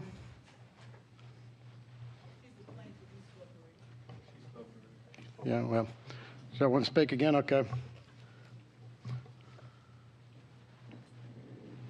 Reverend Mack has already spoken.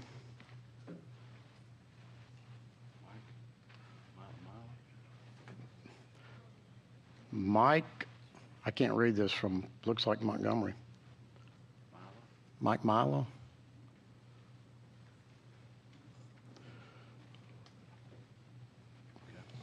And didn't she already speak? Letitia Daniels Jackson? Yes. Yeah, okay. Commissioner Sheila Tyson? Commissioner Sheila Tyson.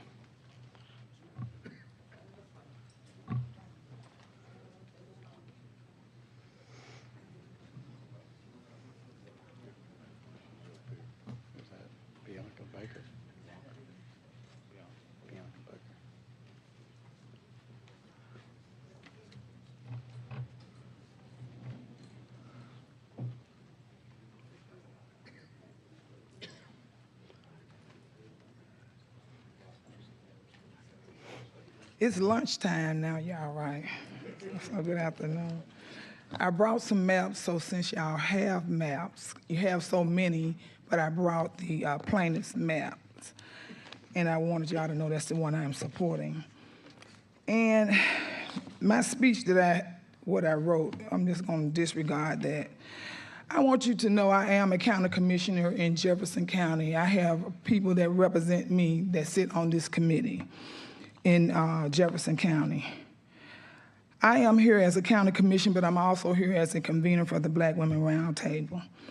I became a convener for the Black Women Roundtable because of the representation of black people and black women and children that we were not receiving in the state of Alabama.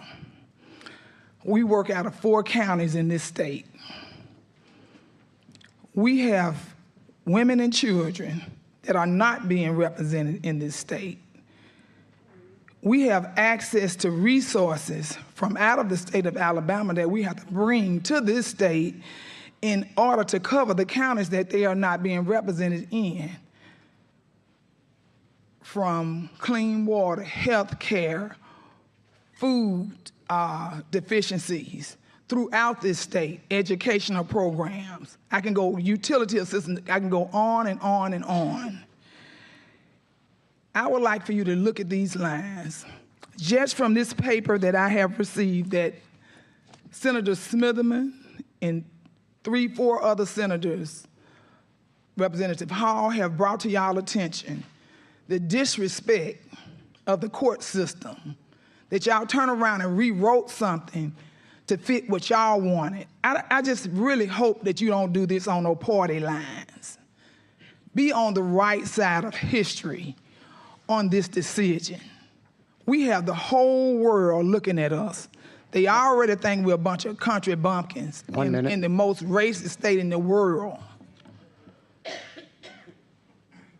Make sure that you represent your families. Y'all have families that's gonna look back in history and see what you're doing because of a race issue that should not be addressed through this. Do the right thing. Draw the lines right.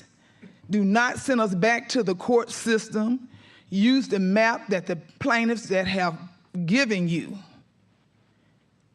And everyone told me, you're gonna go up there, they are not gonna pay any attention to nothing that you say. They're gonna draw it on party lines, but I am hoping that you don't. I am hoping that you will be on the right side of history and do what the courts ask you to do. Thank you so much. Thank you so much, Commissioner. Chair now recognizes Bianca Baxter from Montgomery.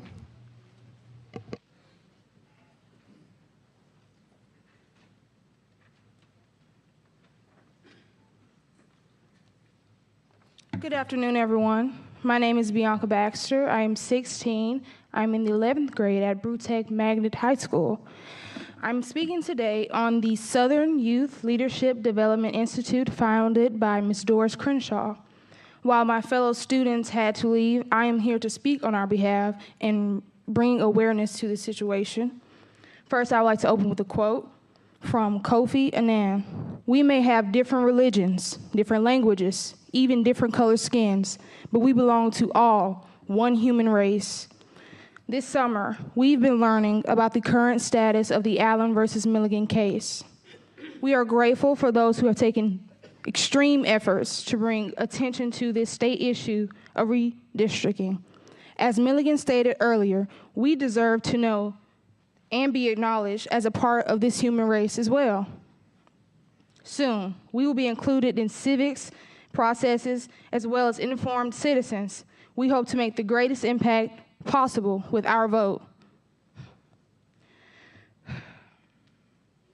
As youth in Alabama, we will be included in the voting process in these upcoming years. This inspires us to learn about other injustices that may impact my future, our future.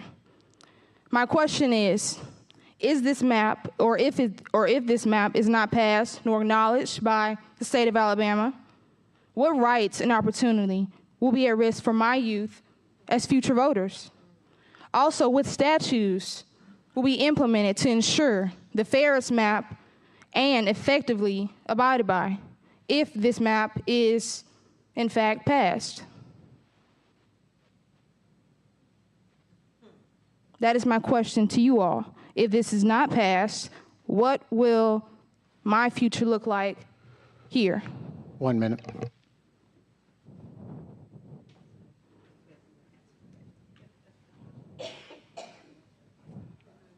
I'm gonna let that sit for my 1 minute. I will stand here for my 1 minute and I will acknowledge my question. I will keep repeating it. If this is not passed, what will my and my siblings, my children, your children, what will their future look like here in Alabama?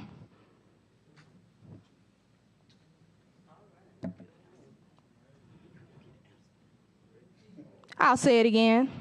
What will my future look like here in Alabama if this is not acknowledged? I matter, you matter, we all matter. We are all the same, we all bleed.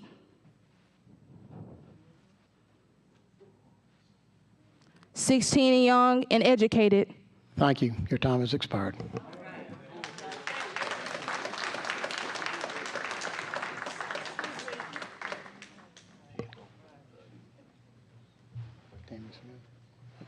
The chair now recognizes Tammy Smith from Birmingham. Good afternoon. I just got one thing to say, well, a couple of things. If the lines wasn't drew right this time, what insurance do we have they're gonna be drawn right now? Because if the same people's involved with rewriting them and didn't do them right, So what makes us so special now that you're gonna draw them properly right this go around? Because it's no secret that we've been stacked and packed and diced up and cut up and spit out as black people. And on this side of the panel, looking up there, we fighting a losing battle anyway. So what assurance is we gonna get? Because some of you have no idea how I feel to be still being still fighting about being counted. This 2023, we still are fighting for rights to be counted as voters. We fighting to be counted as voters. They fight to decide where they gonna put their next $1 million project at. So that's how uneven the playing field is. We still don't get justice. That's so unfair. And even with this stacked and packed and cut up and diced up, it's still the blacks that are being affected the most. So you can't know how I feel. We always talking about being counted. It ain't the census, it's something else. And with this redrawing line, why was it necessary to cut us up and dice us up and spit us out anyway? So is it beneficial for the ones that's writing it, for us to be not included or included? Is it benefit for them for their personal gain? We always been the political pawns in Alabama. And being from Birmingham, I don't have to tell you nothing. Because even there, we can leave Jefferson County up in Birmingham like it is. It don't need to be cut up and diced up just to satisfy the powers that be. Because the problem we got down here, it starts right down here behind these walls. And it's so unfair to the people of color. And it always amazes me that the ones who make the decision about the people of color never is the ones that's the people of color. So it don't make sense. So try to understand from this side. Being still counted in 2023, 1965 Voters' Rights Act. What kind of sense do that make? So while y'all think, it's a horrible feeling to still be, we have to travel to go down there just to be recognized. They don't have to try for just to vote all in favor. And it's still so not right. So factor that in when you want to chop them up again and redraw them. Because what difference going to make if they're going to be redrawn and we're going to end up right back here with the same problem? So if you draw them fairly in the first place, because you don't separate the money when it comes to what we have to pay for. You know, we pay for a lot of the stuff that you do. So you don't separate that money. So stop separating us. Thank you. Thank you. The chair now recognizes Ron Jackson from Birmingham. I've spoken, my comments stand. Okay. Shalila Dowdy from Mobile. Okay. Are any of the members of the committee have any questions on the VRA plaintiff's remedial map? Are there any questions from the members of the committee on this plaintiff's map? Is there anybody else that would like to discuss the plaintiff's? Yeah, Senator Figures. Thank you, Mr. Chairman. I just wanted to say that I'm honored to be the sponsor of that map, and we'll introduce it on Monday. Okay, thank you. No other comments on that map?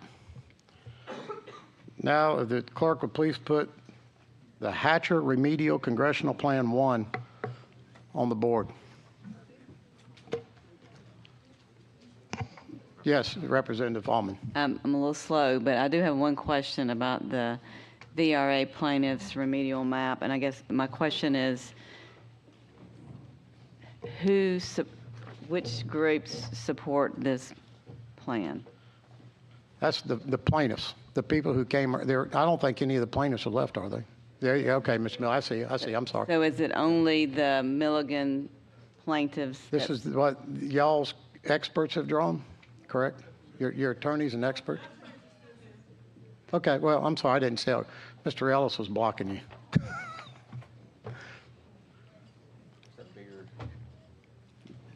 I can answer your question. What was it? So my question, it's okay with y'all. My question is just who supports this plan? Is it just the plaintiffs, or do you have other groups?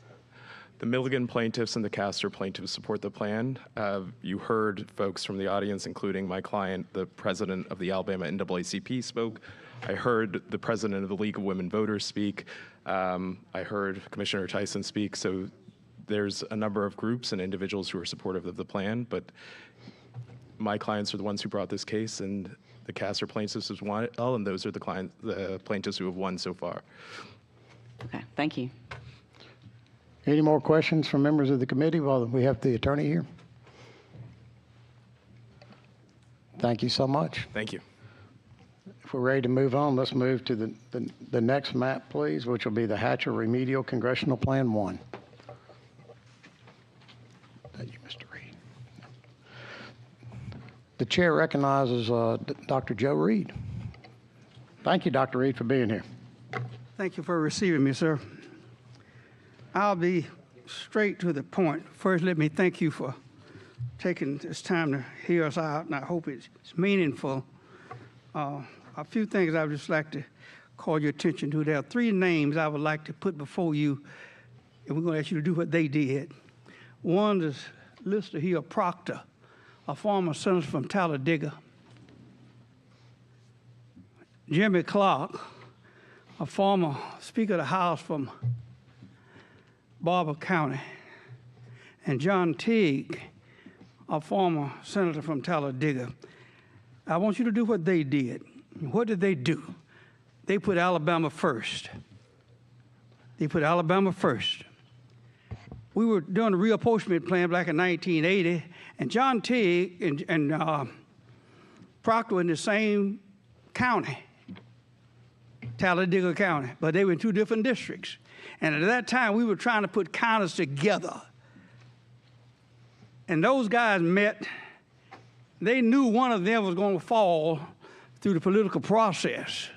But they agreed to support a reapportionment plan that put them in the same district, because we were trying to put all the counties back together, because they said they wanted to put Alabama first. A few years later, Jimmy Clark, and most of you remember him, if you don't, some of your friends do. He had been chair of the Sovereignty Commission, but we were drawing reapportionment plans. And he said he was tired of the federal government having to do what Alabama ought to do. Jimmy Clark's talking now. You know, this is a big surprise to me, too. Yeah. And we talked and put the plans together. If you go back, you won't find a federal court case on at that time. What did he do? He pulled it together, told Jim Evans to come over, said, we've gotten together. We got a plan that's fair to blacks, and it was. He had a plan that's fair to whites, it was. And he told Jim Evans, former attorney general, he said, you go there and tell that judge that we all together, and he has to be with us. Well, you know how Jimmy Clark talked. Well, the message was conveyed to the judge that we had a settlement, and we had one. That ended it. We put it together. We got more blacks in the legislature, in the House, and in the Senate. And I want to remind you something else. Another famous Alabamian said. He said that to the average American, what he likes is constitutional. What he dislikes is unconstitutional. To the average legislator, if it fits your district, it's a good district. If it doesn't fit it, it's gerrymandering. It's kind of strange. Point I'm making is that I'm not going to spend a lot of time hashing history. We know that there will be 2 majority black districts. I believe the 2 chairs of the committee and other members of your committee ought to get together with the plaintiffs and let's get this matter settled. Why spend all this time when the end result's going to be, because it's going to be a results test when it's all over. There will be 2 majority black districts. And I'll tell you right now, I am in favor of the one that I drafted. No, because it's right. Because it's right. It is right. This is my 48th year. I've been drawing reapportionment plans for 48 years. I'm an old man now. And I look forward to the day, as Judge Johnson said in 1980, when the citizens of Alabama can come together and draw a plan itself. Now, there will be a plan, and there will be 2 majority black districts. Whether we put them together as Alabamians, or whether we let some, quote, outside expert come in and draw a plan give it to us, and we still got to abide by it. Thank So you. that's all I'm going to say. Thank you, Mr. Reed. I have a question. And I thank you for that, listening to me. But let's get together and put the plan together.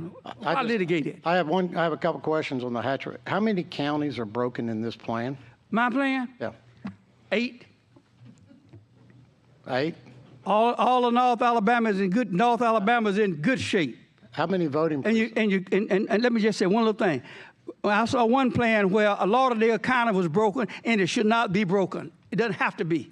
Okay. How many voting precincts are broken in this plan? How many what, sir? Voting precincts.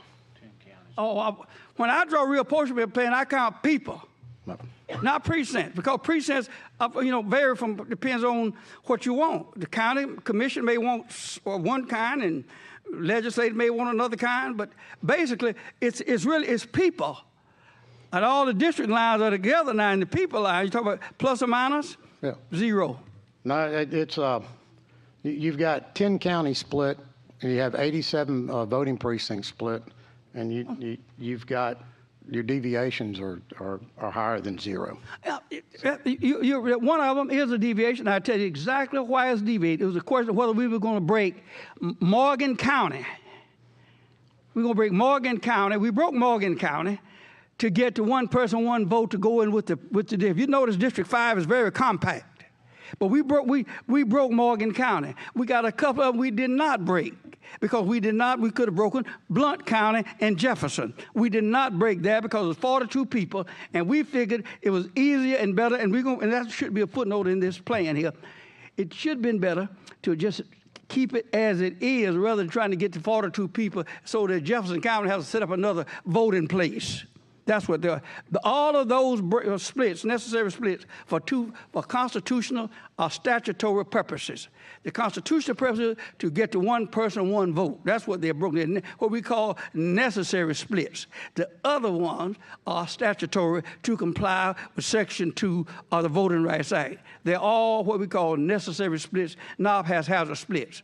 But they are there, and their explanation for it. And the court, we did that one time in another plan, and the court thought it was all right. Now, we don't know what this court's going to think because you got different judges. But that's where we are. You're okay with it not achieving de minimis deviations?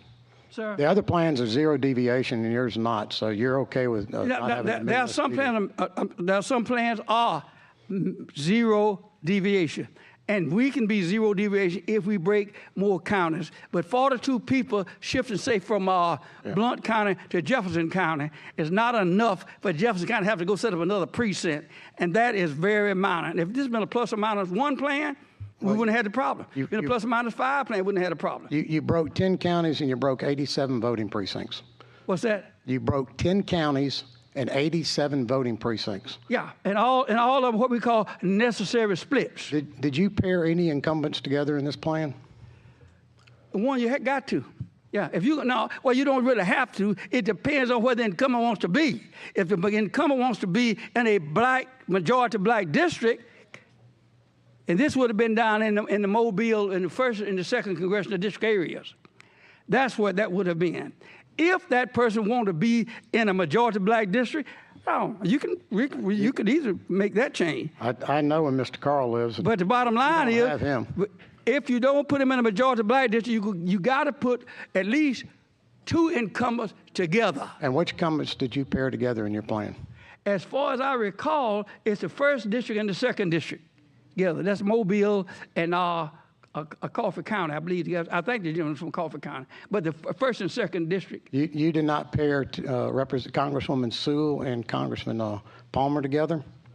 Who's that? Sewell and Palmer? I don't think so. Yeah. So you did not pair those 2 together?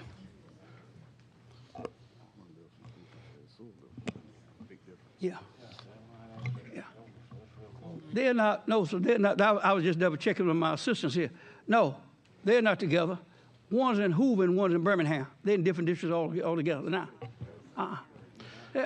This plan does not have any slick stuff, crooked stuff, sliders, fastball, curves, or anything. It's an old plan designed for 2 things, sir. I'll come just as clean as I can be with you. This plan is intended to get have 2 majority black districts, not close, 2 majority black districts. That's all. We're not trying to trick the Republicans. I just consider it's going to be 5 white districts, and they can all be Republicans. Now, how they come out, I have no fight with anybody, not trying to make one, but we're trying to get 2 majority black districts. Okay. That's all we're trying to get. And let me say one other thing about Mobile. Mobile got 100 and some thousand black folk, and to put Mobile in with Baldwin County in the 1st congressional district is ridiculous. Because you done killed every one of those black voters, because they're not going to win anything down there as long as they are in that 1st congressional district. They're just outvoted. Yeah. Senator Figures, yes. Thank you, Mr. Chairman. Dr. Reed, with all due respect, and I know you have done so much with drawing maps over the years, but with this many split precincts, that's a big problem for us in other elections. Even when it's just a few split precincts, and you're talking about 87, you're talking about chaos at its highest. Let me say this here about precincts. You're going to have to split them anyway. When you do county commission districts, you got to split them. You got to split them. There's no such thing as drawing a county commission district, city council district. Right now in Mobile, y'all redrawing the district line down there for city council. You're going to have to split those districts again. One thing that you will have, if y'all don't know it, I'll tell you. Anytime you draw city council districts, county commission districts, legislative districts, school board districts, all of those districts are impact precincts, all of them. So there's no such thing as a precinct being sacred. But we definitely need to focus on these districts in the congressional seats if we are to turn out that vote and get those 2 seats. It does not matter, Senator. I can promise you it does not matter. I won't argue with you, Dr. Reed. I promise you. Thank you, Mr. Chairman. All right, okay. Thank you, Senator. Does anybody else have a question of the Hatcher remedial congressional plan? We have several people who have signed up to speak on it. So thank you, sir. Dr. Reed, and please stay with us, okay, in case something comes up. I appreciate it. Thank you. All right. The chair now recognizes Richard Williams from Montgomery.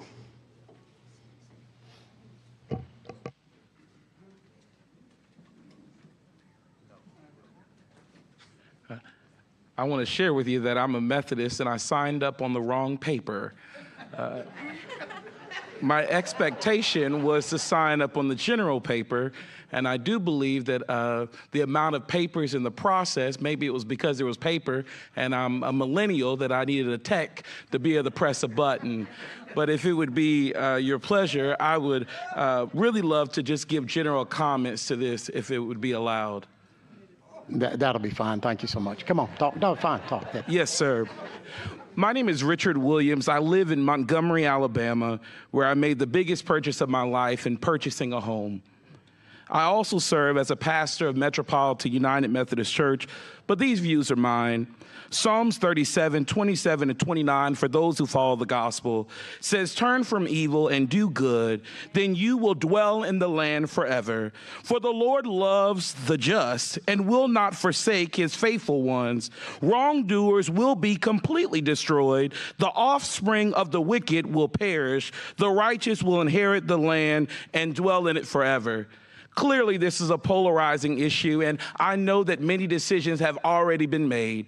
But I do believe that God still has a way of waking us up in the morning and allowing us to lie down in the evening. Thank you for allowing me for this opportunity to share with you as we embark on the important task of redrawing Alabama's congressional maps. I urge each of you to keep in mind of the fundamental principles that I think you believe that all young folks and persons as seasoned as yourself should hold near and dear to your hearts: fairness, representation, and inclusivity. It is our duty to ensure that all voices are heard and that the diverse populations of this great state are adequately represented in all that we do. Today, I stand before you as an advocate for inclusion and empowerment for Alabama's, yes, black voters in this redistricting process. We must recognize the historical context that communities of color, including African American citizens, have faced significant barriers over and over again. Now, is the time for us to be able to rectify what has already been done. I know there are many opinions within this space, and I know there are those that you must go home and have conversations with. That's a political reality that we all must deal with. But I do believe that there is a God that will allow you to wake up in the morning and that will give you the strength to make bold decisions that are not just based on party lines and not just based on your comfort for an election.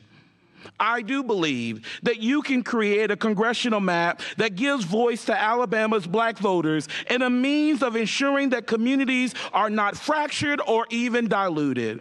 I do believe that there is a way, because of these minds that you have, that have been given to you, that there is a real way that democracy can exist where all are able to have voice and representation.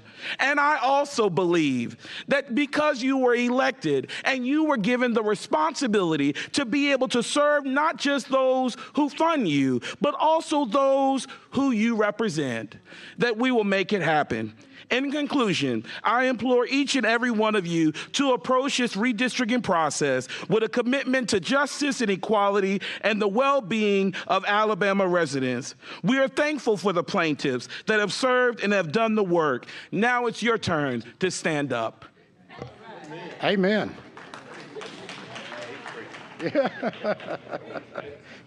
I'd like to hear you preach on Sunday. The chair now recognizes Tammy Smith from Birmingham. Tammy Smith from Birmingham to speak on the Hatcher Remedial Congressional Plan. Going once, going twice. The chair now recognizes Ron Jackson from Birmingham to speak on the. He spoke? Okay, well. Yeah, that was. And the last is. I can't tell if it's Felix Dawn from Montgomery, F-E-L. Excuse me, my name is Felix Parker. I yield my time back to Dr. Reed. Okay, fine. I just want to thank you, Mr. Felix, thank you very much. And Mr. Chairman and members of the committee, I think that all of you ought to pay attention to what I'm about to say. All precincts are realigned after reapportionment. All of them are realigned. There's no such thing as a precinct standing in the way of reapportionment. They're all, you do it at the county level, you do it at the city council level, you do it all over the county. And all of our counties must be realigned. And you got to realign precincts the same way. Oftentimes, when you realign, what was in one district last time around going to be in another district this time around. The same thing in the legislature. So I want to make the committee mindful of that fact, that precinct lines don't make the voters. The voters make the precincts. And that's very much you need to know that. And again, I want to say that you get necessary splits. And I want to point out one other thing to you, if you will, please. And that is, if you're going to have majority black districts, you got to go where the black people are. You got to go where the black people are. And what we did in this plan, we followed some things you had already, President, you've already said as legislators. The State Board of Education District run from Montgomery where? To Mobile, District 5. We didn't follow it piece by piece. We couldn't, county by county. But we followed it tremendously in many, many respects. So that happens, and that's what we call community of interest, traditional boundary lines. We followed all of that. But the splits we have are necessary splits. Now, if you don't want to split in at all, you're not going to get the numbers we have. And I think, as far as I can tell, our numbers are numbers that we have some reasonable chance, a good chance of electing 2 blacks. Montgomery, Mobile, that's the same corridor that we use in State Board District number 5. And we compacted some of it. I think we started really drawing District 5 first in Birmingham and Huntsville. It was just so compact, and we put it right together. And I've talked to people in Lauderdale County. I went up there 2 weeks ago to conduct some hearings. And the people up there don't want Lauderdale County split. You don't have to split it, because nobody wants that kind of split if they can avoid it.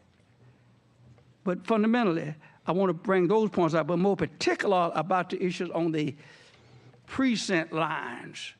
That is very crucial. They all have to be redrawn when you reapportion, whether you're at the congressional level or whether you're at the council level. They all got to be redrawn.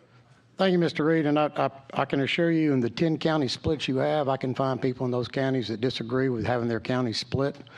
I'd like to analyze the 87 voting precincts. Did you vote, those 87 precincts, did y'all split those along racial lines? Were y'all looking for African Americans when you split those voting precincts and pull them from one district to the other? I keep saying, we're looking for people. Were you looking for African American people? We weren't worried so much about, no, I'm not going to say that. And nobody's going to, anybody tell you to draw 2 black districts and they say you weren't looking for blacks, they're lying to you. They're lying to you. It was drawn. And anybody else is lying who said they weren't looking for them. Just like just like your district, one you in now. And all due respect, you look for people to help you get elected when you were drawing yours. Everybody in here wanted districts to help them. And I'm not going to sit there and tell you, and I'm not going to even tell the court, that we didn't look for blacks to get black folk in the district. Okay, we surely did. You drew along racial lines then? Well, I didn't draw not all on racial lines, because some have been 100% black. But the bottom line is, but the bottom line is, we did look for a community of interest, and the same thing you did when you put District 5 together. I mean, you personally, but I'm talking about the legislature. Well, when you put District 5 together, you put Mobile and Montgomery together. You do remember in 2017, a federal court told us that we split too many voting precincts. Yeah, I'll file that lawsuit because I asked them not to do it. District 26. And you won that lawsuit saying we can't split voting precincts along racial lines. Well, but it was District 26. You won that law. That's the federal court told us we couldn't split voting precincts along racial lines. Well, you know, I mean, you won. You're the chairman of the committee, but I'm not going to debate you one way or the other because you're the chairman of the committee. No, but in the lawsuit in 2017, you challenged us that we had split voting precincts along racial lines. When Jimmy Clark and I sat down and put it together, and back in 1990, we put blacks in the district. You can't get blacks in a district without putting blacks in a district. You can't put whites in a district without putting whites in a district. And anybody tells you, or anybody in this committee, well, no, we drew it in the blind. Lady Liberty had all these blindfolds on her head. It was done by that. No, that was not done. It's never been done. You've never done it here. I'm telling you, since 1975, I've been drawing a reapportionment plan, and never been done. The drafter who drafts the plan has something in mind. And finally, well, this is Dr. Reed. It's his plan. I'm going to yield to him. Okay, I have a lot of respect for this man. When the Supreme Court said go back and draw some districts, some black districts, what do they mean? They told you to go back and find some black folks put in these districts. That's what that meant. Let me ask this one more question. Yes, sir. You did pair 4 members of Congress together. You put the congressmen from the 1st and 2nd and the 6th and the 7th in the same districts. If so, we didn't know that. Yeah, you did. We missed where they were located. All right. Thank you so much. Do we have any more questions on this plan at all? Okay. I'm trying to be fair and give everybody time to time. Now we'll put up CLC map 1.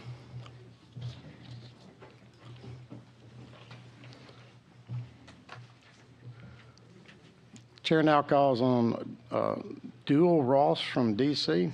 No, that's me, Mr. Chairman. That's not Dual. All right, Senator Singleton. Yeah, and I'll be very brief, and I won't hardly take the 3 minutes because we'll put it in the record.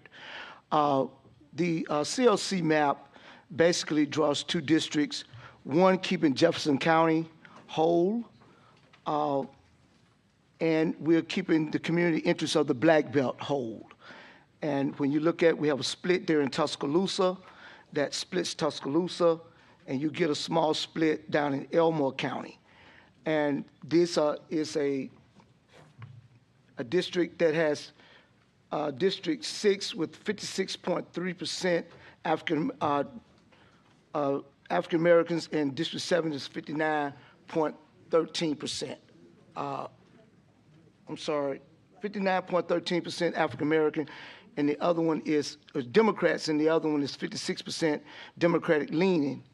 And we have a black population that shows District 7, a majority black population, a majority black population, and the District 6 is going to be right at 49.38%. Do any of the members of the committee have a question? Does anybody from the audience have a question? Yes, ma'am. Please come forward and state your name at the microphone, so people that are watching online can. Letitia Daniels Jackson, one of the Milligan plaintiffs. I was just wanted to know, why did you have CLC Milligan on this map? Because it's not a Milligan map. It's not a Milligan map. No, it's not. So that's an error? That's an error. Okay, thank you for the record. Anybody else? What does CLC stand for? What does CLC stand for? Bobby, what does CLC stand for? Center for Legal. Hold up a second. Campaign Legal Center. Campaign Legal Center. Okay. Evan Milligan, Montgomery, Alabama. I also wanted to note the Campaign Legal Center wrote a letter, I believe they submitted to this committee, stating that they no longer support this map. Okay. We're fine with that, but again, we are utilizing this map, and the Campaign Legal Center gave us the right to be able to utilize this map. In as much as a letter, we also have a letter rebutting some of that statement he just made from Campaign Legal Center. Senator Singleton, could you repeat your percentages? Will you just announce to the audience, I don't need to talk except say that the Constitution does not even require Congress to live in their district. Exactly. Yeah. If you just let the education pressure. That is true, Dr. Reed. You do not have to reside in your congressional district to be elected in it.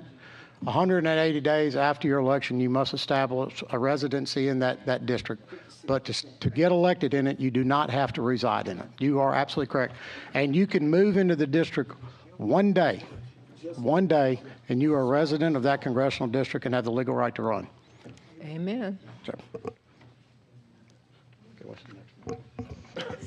So we don't have a copy of the letter that was referenced, I don't believe.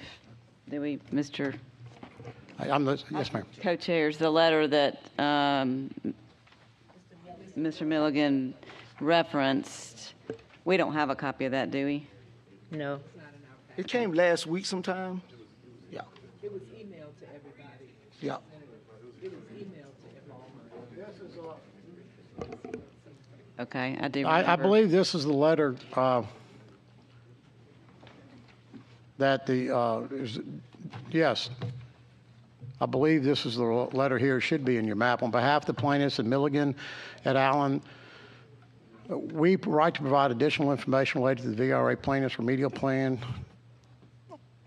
I'm trying to scan through all this legalese. Sorry.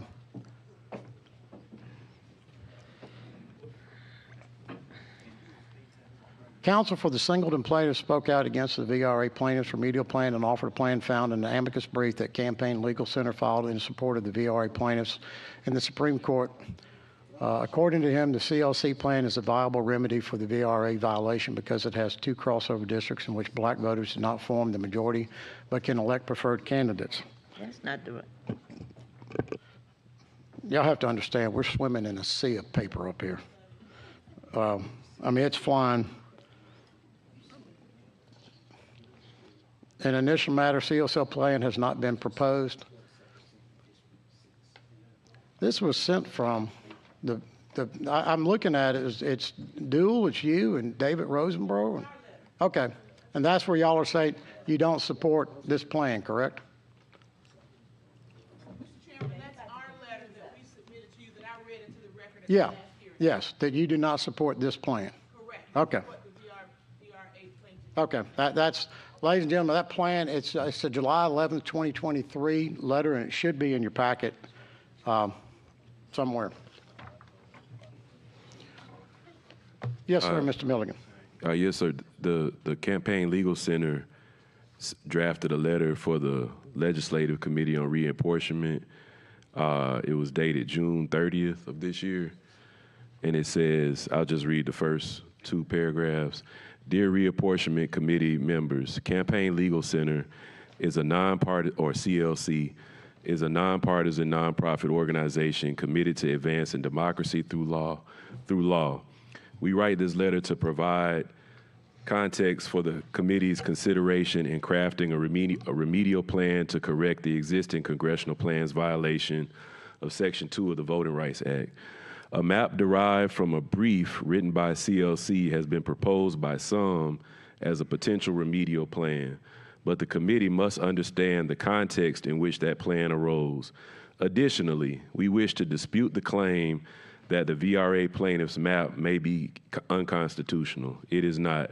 And the letter is 5 pages long. I believe they submitted it to you, but I can text this to Ms. Overton. We do have that, yes. Okay. I didn't realize that's.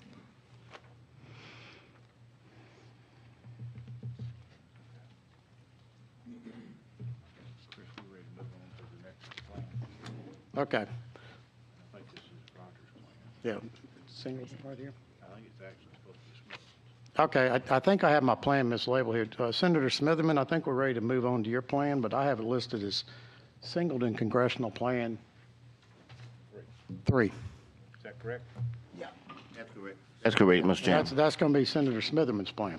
Yes, sir. That's the one I'm offering.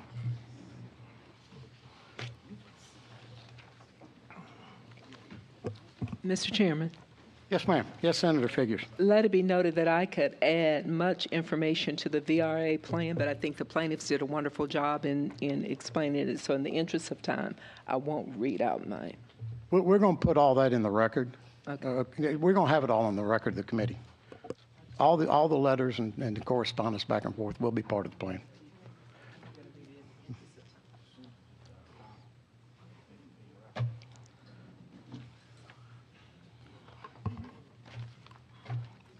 Are you ready, Mr. Yes, I'm ready, Senator. Oh, okay. I was We're ready waiting. for you. I was waiting on you to give me the green light.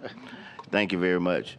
As you can see on the map, that is Singleton Plan 3. I want to share some preliminary information prior to going into it.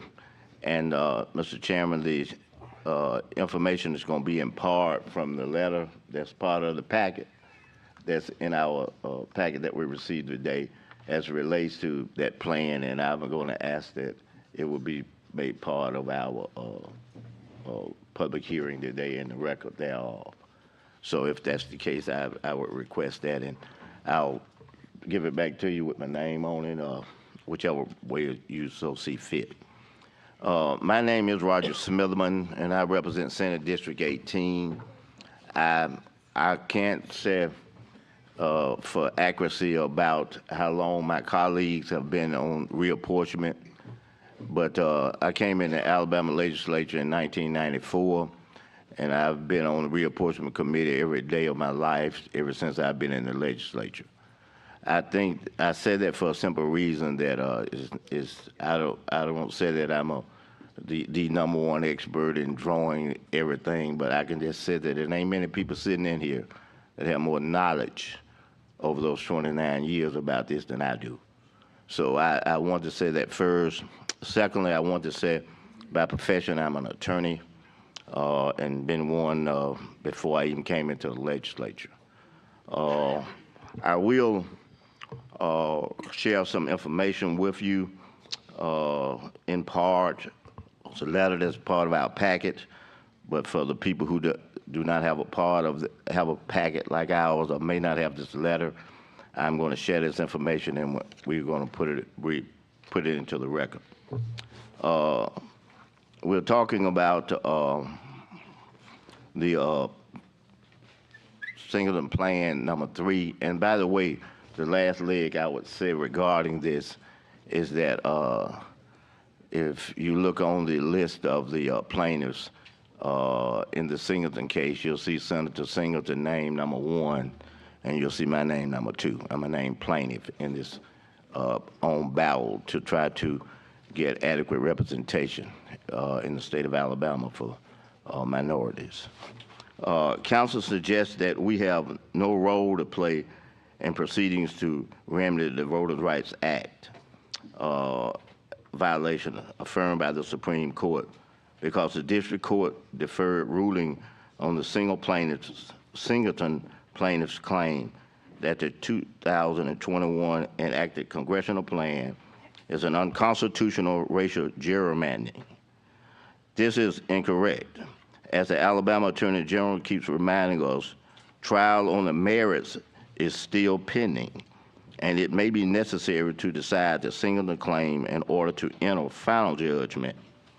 Singleton remains consolidated. I repeat again, the Singleton case remains consolidated with the Milligan and Castor case. And I said that twice because it has been stated up here that that case is not involved in where we are now. The courts put them together. And paragraph 5 of the district court's order entered on June the 20th, 2023 says, any set of plaintiffs may object to the remedial plan enacted by the legislature. Let me say that again. Any set of plaintiffs, and right now it may be other people coming in or the court may decide, but right now the plaintiffs are the Milligans and in the Singleton plan. Once again, any set of plaintiffs may object to the remedial plan enacted by the legislature. The question before the legislature is whether a remedial plan that splits Jefferson County and Mobile County along racial lines complies with both the Voting Rights Act and the Constitution. Now, let me say this as people talk about the qualifications up here. I just haven't had the opportunity to teach constitutional law to seniors in law school for 25 straight years. So I'm not saying anybody in here know the Constitution. I don't know it any better than anybody in here, but there ain't nobody in here know the Constitution better than I do. I know as good as you do, and I'm not saying I know it better than you, but I guarantee you don't know it better than I do. The district court's opinion says the legislature retains flexibility in their work, subject to the rule that a district drawn in order to satisfy Section 2 must not subordinate traditional districting principles to race substantially more than is reasonably necessary to avoid Section 2 liability. At the hearing on June the 27th, and of course I'm speaking now in the third tent, I guess you would call it the second tent, because this is a statement Mr. Blackshear made. At the hearing on June the 27th, and as he states, I told the Reapportionment Committee that the Singleton plaintiffs support plans that do not split Jefferson County, specifically Singleton Plan number 3, and the Campaign Legal Center Plan number 1. They showed that it is not necessary, I'm gonna say it again, it is not necessary to draw districts along racial lines in order to provide 2 opportunity districts. Districts in which black voters have a realistic opportunity to elect candidates of their choice. And let me share this, is that the district that I represent from 94 to now, and I stand to be corrected by our Reapportionment Committee, but the voting population has only been, to my knowledge, this last election, more African American than whites. And I've been representing this district since 1994. Also, I want to share with everybody in here that Jefferson County, and I stand corrected by the experts, and that's our reapportionment office, has something like maybe 45 or 46% African American vote. Yet, I think at our last 2 elections, we elected 9 African-American females to circuit and district judgeships. That's what we're talking about, Democratic votes. That's what we're talking about, opportunity districts. Counsel for the Milliken and Casper plaintiffs contends that the CLC plan is not a viable remedy for the VRA violation because it does not provide black voters with a sufficient opportunity to elect their preferred candidates. That is incorrect. We have provided you with the Milliken and Casper. We have provided you with the Milliken and Casper plaintiffs spreadsheets showing that based on statewide elections going back to 2012, the CLC District 6 and 7 consistently elected candidates favored by black voters. Enclosed with this letter is a summary of those results. But legal issues aside, there are reasons why the CLC plan, which is a modification of the single 3, is good for all Alabama citizens. The 2 most important communities of interest in this state are the Black Belt and Jefferson County. The CLC plan, number 1 places all of the majority Black Belt counties except Barber County in 1 district. The significance of that is simply this. I heard somebody get up here, and I'm not going to single them out, ask them to come back to explain it, but I've sat right here and heard them talk about how the assets of the funds come into a certain area, but yet that area does not have an opportunity to take advantage of it. And that's true. So many times in these split districts that there are organizations or entities that pull all these black voters in for the numbers, but yet that money never get over there because it stays in that particular area. This gives the Black Belt a chance to bring all their resources straight into the Black Belt. And I say that with a lot of strength and vigor and vitality. And I don't represent the Black Belt, but I care about everybody in the state. But I definitely care about those resources being concentrated in that complete area of the Black Belt so that they can enjoy the economic fruits that we've enjoyed in so many other areas in our state. And it keeps Jefferson County whole. Jefferson County has developed more biracial electoral coalitions than any other Alabama county. And this is a trend that should be celebrated and encouraged. Most people don't know this. Jefferson County is the melting pot example of the state. We have the majority, close to the majority of the Latino community. We have the majority of the Jewish community. We have the majority of the Greek community. We have the majority of most of our communities who pull together, not on racial lines, pull together on issue lines. And the same thing with candidates.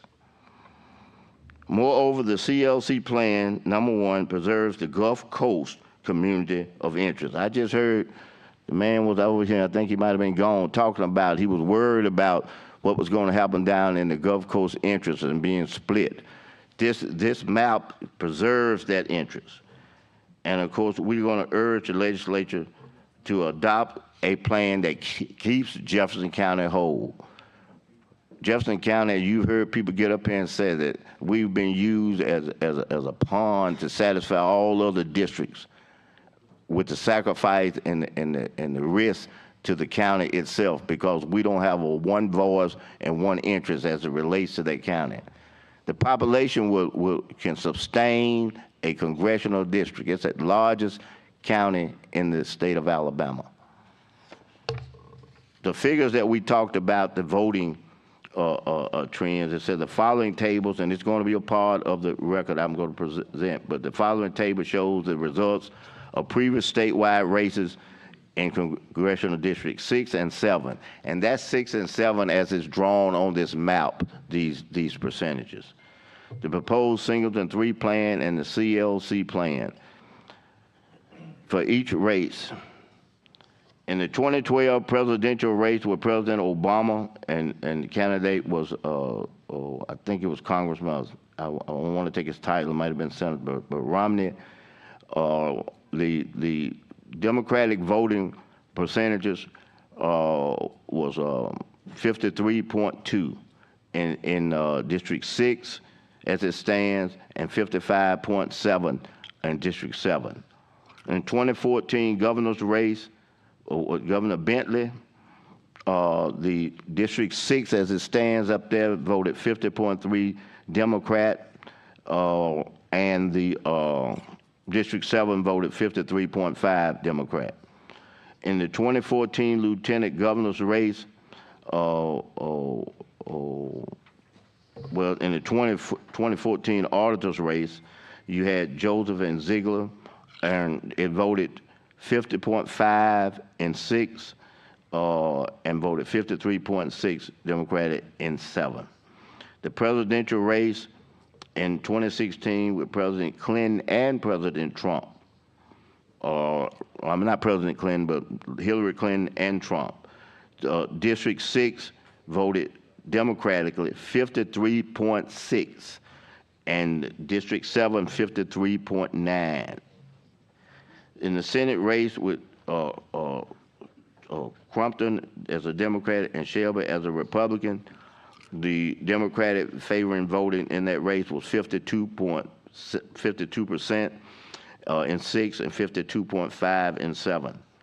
In the Senate race with Jones and Moore, in District 6 as it's comprised on that map, it voted Democratic 6 to 8.8% in the District 6, and voted Democratic 65.4% in District 7.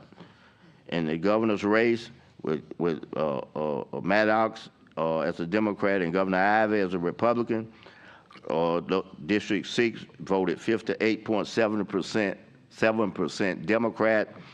District 7 voted 56% Democrat. And the lieutenant governor's race with Board as a Democrat and Lieutenant Governor Ainsworth as a Republican, and District 6 as it comprised on that map, it voted 56.2% Democrat in District 6. It voted 55.1% Democratic in District 7. In the auditor's race, Joseph versus Ziegler, in the same two districts, in District 6, it voted 56.6% Democrat. In District 7, it voted 55.9% Democrat. In the presidential race in 2020, the District 6 voted 56.2% Democrat. District 7 voted 52.9% Democrat. In the Biden versus Trump race in 2020, in District 6 voted 58.2% Democrat, and District 7 voted 56.4% Democrat. In the 2022 Senate race against Board and Senator Britt, District 6 voted 51.9% Democrat, and District 7 voted 48.9% Democrat. In the Attorney General's race against Majors against Attorney General Marshall, District 6 voted 52.1% Democrat. District 7 voted 49.2% Democrat. There's several other ones for time that I won't read, but what this tells you is this, is that these districts can consistently elect a Democrat. And I can just say this, that if you see the performances of those 9 judges, as well as you see the performances in other races that we have there in our particular county and area, it is a opportunity for a good candidate, no matter what the color may be, long as he's a Democrat, to have an opportunity to be elected. I'm not here to criticize any other areas, but I will say this: you look past the votes that are African American votes, and you look at the percentage of people who are willing to vote independently and openly, and who are not African American. And I think that you will find that there's a serious lacking and just about everywhere in this state, but in Jefferson County and in that area of the state. The figures don't lie; they speak for themselves.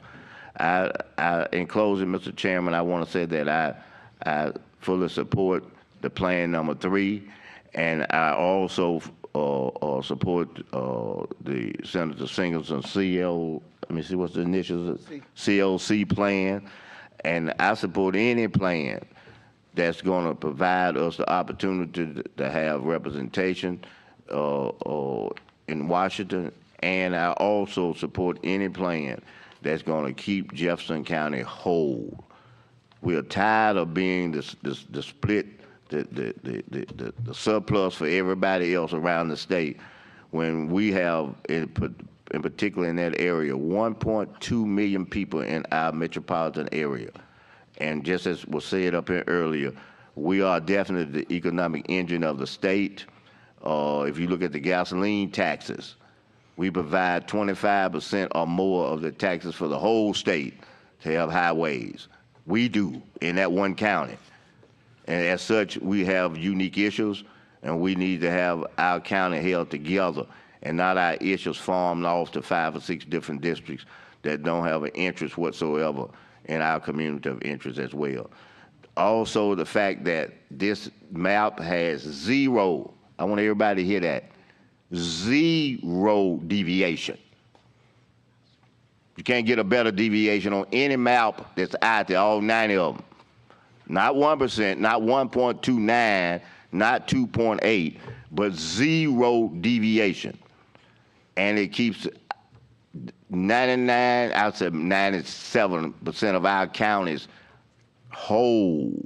And that's part of the constitutional issue that got the Senator Singleton and myself as being lead plaintiffs that case to the Supreme Court, because the constitutionality must take into consideration that you have to do everything that's feasible possible to keep your counties whole. So I thank you, Mr. Chairman, for allowing me that opportunity. And at the proper time, I'd like to offer that information to be a part of the permanent record. If you would sign that and give it to me, I'll put it in the permanent record. Yes, sir. Senator, I'm going to get to Senator. Let me just read this one email that came in. As a lifelong citizen of Florence, Alabama, I'd like the new map to keep Lauderdale County whole in the same district. The current map splits Lauderdale County into 2 different districts, and it led to confusion for the St. Florin voters. Sincerely, River Alexander Zorinsky. Now the chair recognizes Senator Figures for some comments, and then we're going to go to Representative Jones. Thank you, Mr. Chairman. As sponsor of the VRA Plaintiffs Remedial Plan, I would like to spread on the record the following. The remedial plan offered by the VRA plaintiffs in the Milligan and Castor litigation has 3 key features. Number 1, the VRA plaintiffs remedial plan creates 2 majority black districts that will remedy the Voting Rights Act violation by ensuring that black voters can consistently elect candidates of choice in those districts and fixing the cracking of the black belt. One district, Congressional District 7, is very similar to existing Congressional District 7. I will call CD 7 instead of the long name. CD 7 is currently Alabama's sole majority black district. CD 7 has existed in this form since a prior round of Voting Rights Act litigation in the 1990s.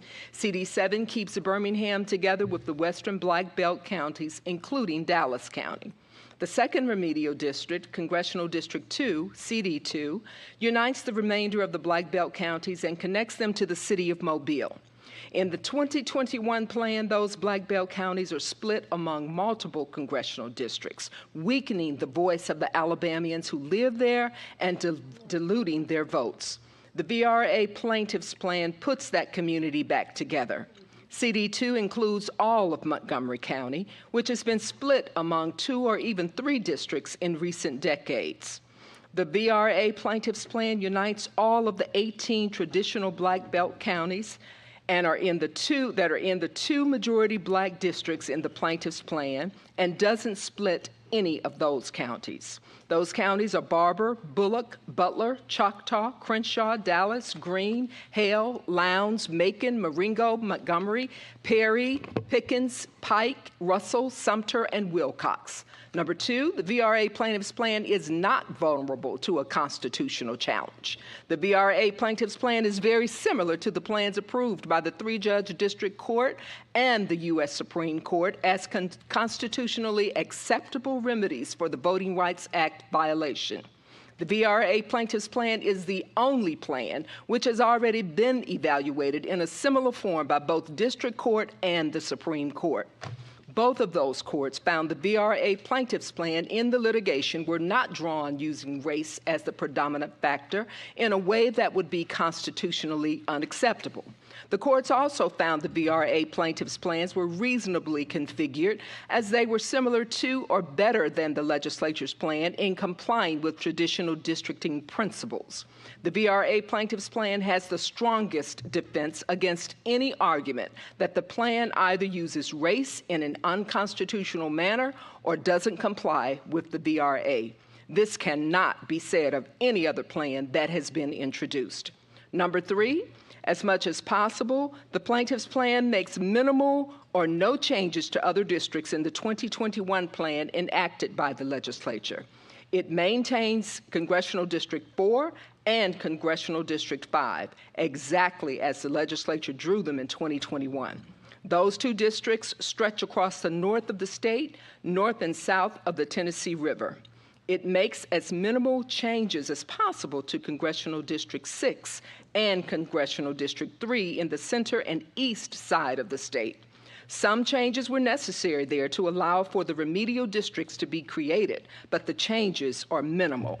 Those changes include adding Autauga County to Congressional District 6 and adding Elmore County to Congressional District 3 and removing Russell and Macon counties from Congressional District 3. Only Congressional District 1 and Congressional District 2 are significantly reconfigured to allow for the creation of a second majority black district as required by the Supreme Court. The demographics and performance, the three-judge court instructed that, quote, as the legislature considers remedial plans, it should be mindful of the practical reality based on the ample evidence of intensely racial polarized voting adduced during the preliminary injunction proceedings that any remedial plan will need to include two districts in which black voters either comprise a voting age majority or something quite close to it, end quote. The VRA plaintiff's plan complies with the court's instructions. CD2 is 51% black citizen voting age population. CD2 would also have an about 5% other minority population and a 44% white citizen voting age population. 52% of the registered voters are black, according to the Secretary of State's voter registration records. CD7 is 56% black citizen voting age population. 58% of the registered voters are black. The two majority black districts will give black voters in those districts the ability to elect their candidates of choice. In statewide elections from 2014 through 2020, that the VRA plaintiffs' expert witnesses in the litigation analyzed, black candidates carried these districts, even though they lost at the statewide level. In November 2021, two groups of plaintiffs, the Milligan plaintiffs and the Castor plaintiffs, sued to stop the implementation of the congressional map the legislature passed and the governor signed.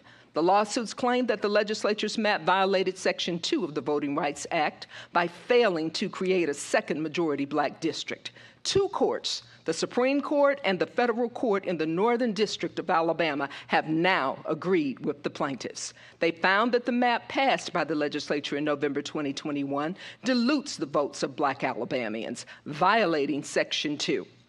The legislature has been given the first opportunity to correct that historic wrong itself. If either one, the legislature fails to act, or two, the map the legislature adopts does not completely remedy the violation of the Voting Rights Act, the federal court will take over the process and impose a map of its own.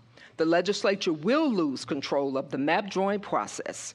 The separate singleton plaintiffs and their lawsuit has not been successful. Thank you, Mr. Chairman.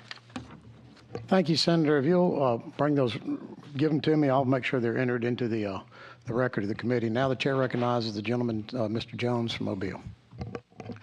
Thank you, Mr. Chairman.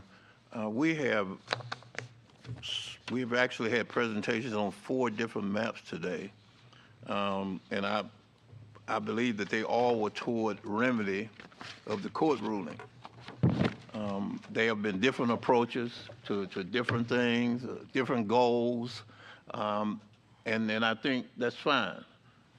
And I've really appreciated all the information we've gotten today. The one thing that concerns me, though, is that there are some maps that we have nothing on, that we don't know what's being proposed, and we go into session on Monday. And I'm very concerned about that. While we talked about all the maps we have and all the data that's been submitted, there is data that has not been submitted. And I would really hope that we could get that data before we get to the floor. Because where we are at this point, we have actually seen plaintiff maps, 3 other maps, and we've heard the arguments, which I think are very good arguments. Some argued for not splitting counties, some argued for precincts, some argued for different things, all headed toward one remedy. The thing that concerns me, though, is whether we're going to get something that's completely different from everything we've seen here. That's what really, it should concern all of us who sit on this committee, because we've been here 2 meetings, we've had a lot of information presented. I don't know how much information we can get presented between now and Monday. So, Mr. Chairman, if Mr. Chair and co-chair, if you would, please address for us the process of being thoroughly informed on the other maps that's going to come before us. Well, it's committee map. And the committee map also. Thank you, Mr. Jones. And again, I'd like to remind everybody that we have been pretty much overwhelmed with maps coming in. Today we finally have adopted a set of guidelines that the committee can use to draw maps. And we're going to take those guidelines, we're going to take the input we got today, and we're going to take the input that's come in through the internet. And we just discussed this. We're going to have a meeting Monday morning at 10 a.m. to look at a map. We've been looking at all these maps and analyzed, want to hear what people had to say and what members of the committee. So expect us to have something on Monday morning. We'll get it to you as soon as we can, but Monday we won't have a meeting. Mr. Chairman. Yes, Miss. Yes, we have to have a meeting. Yes, Ms. Hall. Does that mean when you say we're going to have a map, that means we, not y'all, but we as a collective body will have a map? There'll be a map that this committee will vote on, yes. And so will we before the map is provided, when is that opportunity for those of us that are sitting around as members of the committee have an opportunity to participate in the As soon as I can get something to you, I'm going to. No. I want to get something out. It's been hard to try and justify trying to put a map out before we were finished taking input from the public. So yes, sir, Mr. I'm sorry, go ahead. So my question is, I think the point has been made several times here, is that we want to collectively be a part of whatever that process is. And tomorrow is Friday, and Yes, we're ma'am. scheduled to be here on Monday. So when you're talking about putting a map together, are you talking about you all as chair will put the map together, or we as a committee will have input in that process? What does that look like? I understand the being overwhelmed, but we also knew that we had this deadline. In this very compressed time frame that we've been working under, it's less than 21 days? We've been doing everything we can. We are going to release a map based on what we've gathered here today, the input from everybody. We will send it to members of the committee as soon as possible, as soon as we get our analysis of the maps and the numbers together. And then Monday at 10 o'clock, we'll meet here again to vote. And everybody will have input at that time. Mr. Chair. Yeah, let me, Mr. Senator Smitherman. Thank you, Mr. Chairman. I want to kind of get a clear picture. I don't know if everybody's gonna put the picture on their wall, but I want to give a clear picture. Everything that has been presented here today has been presented by in the course, but also by individual, whether it be legislators, whether it be citizens. This map that we're talking about having from the committee should be done by, how many people we got here? 21? All 21 of us, because it's no more individual drafting of maps and presentations. So usually, if you can follow where I'm headed, even the preparation of what is going to be sent to us, we ought to be involved in it, because it's not individuals anymore. It's not like the map I put up there that we're going to get it before everybody and give everybody a chance to see it, and then so everybody can think about it and vote on it. The committee itself is the body of the committee as one is all these branches up here. And these branches have to be connected in the work to present what the body is going to present, whether we present it to our own selves or whether we present it to them or to our other colleagues. So I'm kind of following up on what Representative Jones saying, but I'm going more in depth. When will we, because I don't want to seem like I'm self-centered my own self, have an opportunity to do the continuum of the process to get the document ready to be presented, are going to be involved, whether it be by Zoom, whether it be by, I don't know if we got that, okay, can do that, but whether it's Zoom or whether it's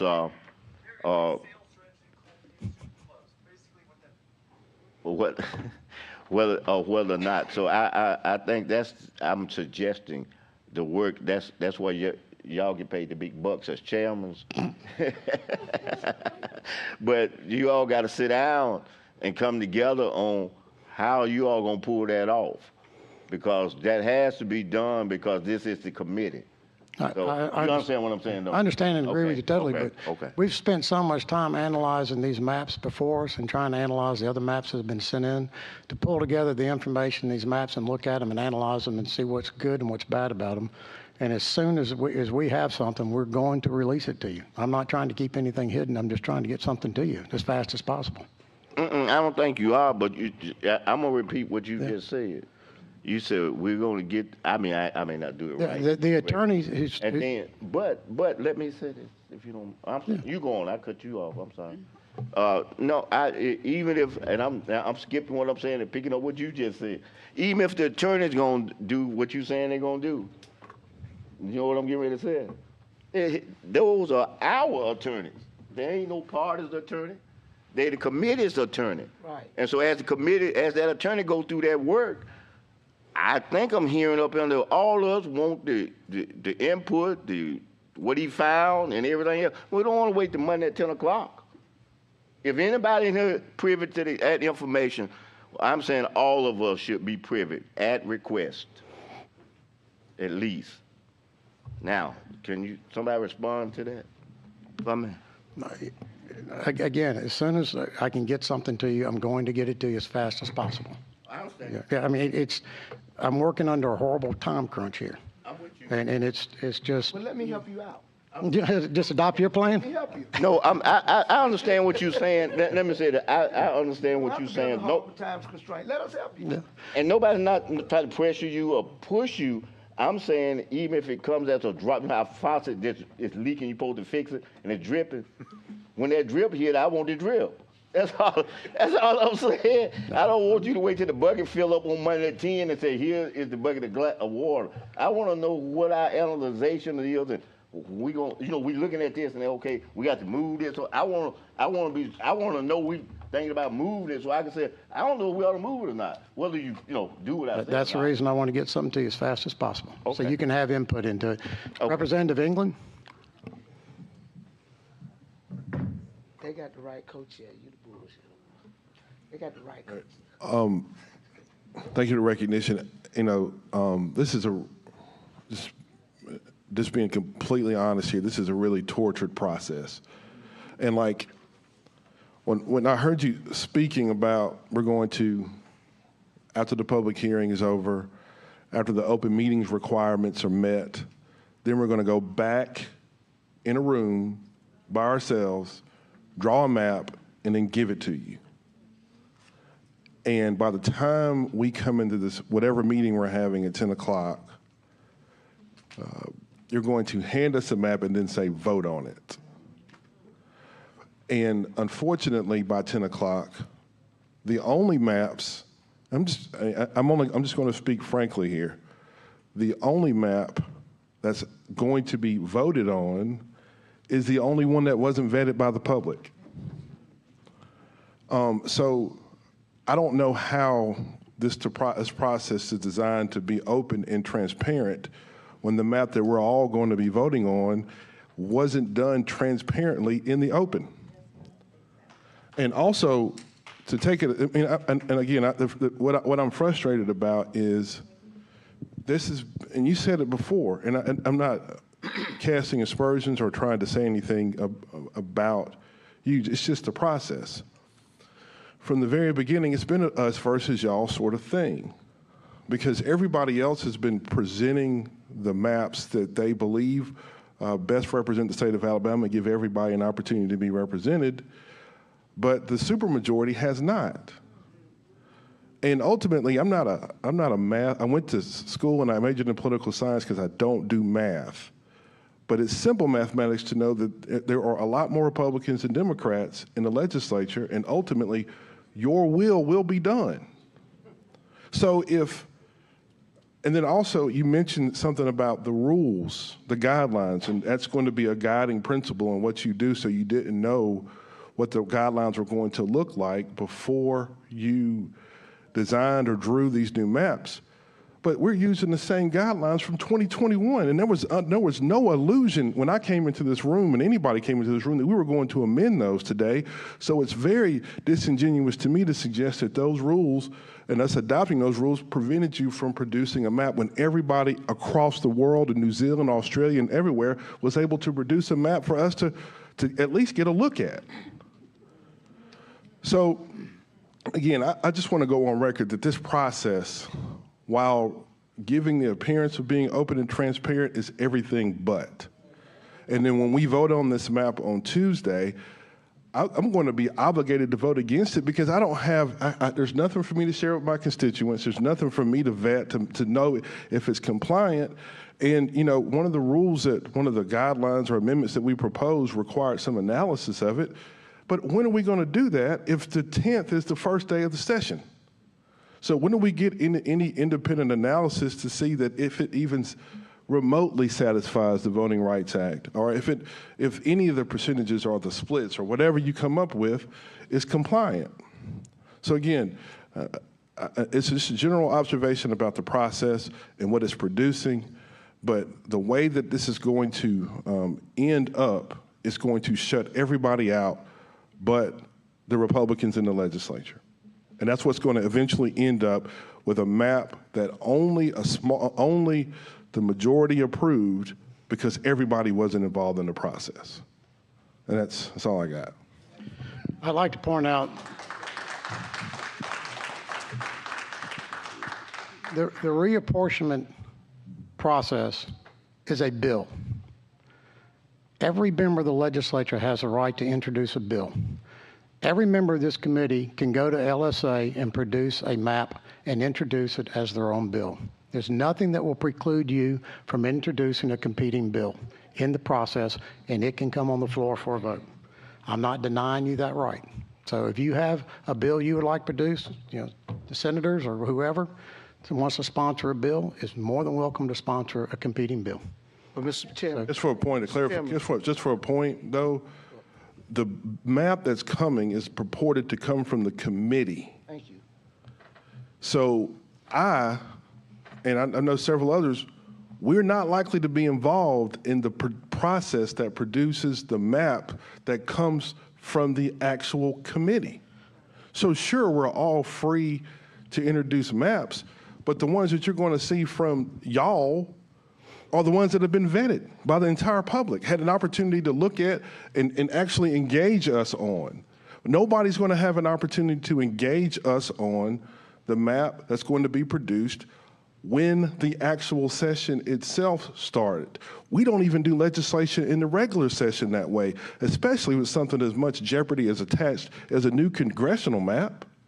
The 22 members of this committee will be the first people to receive the map, and you will get it as fast as I can possibly humanly get it to you. But the point I'm trying to make is no one else in the state of Alabama is going to be able to come here and address the committee about that map before we vote on it, and that's just unfortunate. The public hearing is gone. Representative Allman. Sorry, I have a totally different question, and I'm sure I'm not reading this correctly, but when I look at the what's titled CLC Map 1 and Singleton Congressional Plan 3, and I look at Jefferson County 6, and I see the population down there, and then I go over to the Singleton map 6, and we add 3 counties, and the population says it's basically the same. I guess my question is, how could that be? Yes, Senator Smitherman. Well, what you see is on CLC, it bleeds over into Shelby just a little bit and takes up almost 30-some-odd thousand people. That 30-some-odd thousand people in the Singleton makes up those other 3 counties. That's why you see the numbers are basically the same. So the CLC map 1. It bleeds into Shelby just a little bit. Okay. Just behind that little faint line. That picks up about 28,000 right people in Shelby. Okay, so that makes up for the other 3 entire counties, you're Yes, saying? those 3 small black belt counties, Perry, Hill, and Bill. Yep. Okay, thank you. Chair Darrell recognizes Dorman Walker for a closing statement. Don't forget Senator Bell has one quick question. Senator Smitherman, on your Singleton Congressional Map 3, you talked about Jefferson County being whole, and it could be just the ink on my paper. It looks like 4 comes into the top part of Jefferson County a little bit. Just a very, very little. Okay, I was just. Now your ink is right. Okay, I just wasn't sure, 2,551 were pulled out and put into okay. for deviation. Okay, just kept saying whole, and I was like, whoa. Yeah. My crayon may have went over the line. Okay. Now, Chair recognizes Dorman Walker for a closing statement.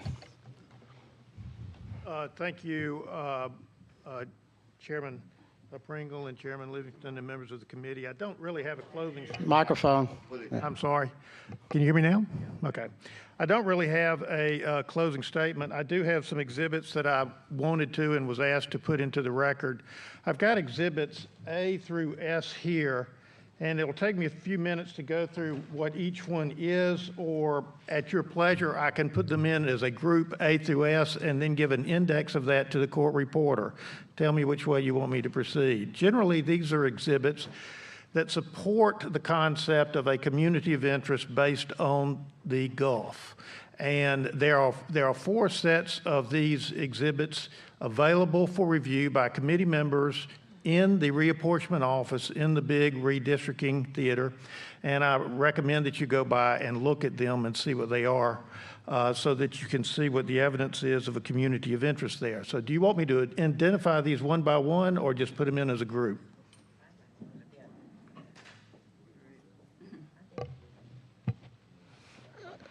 I think we can take them as a group. Is that okay? Okay.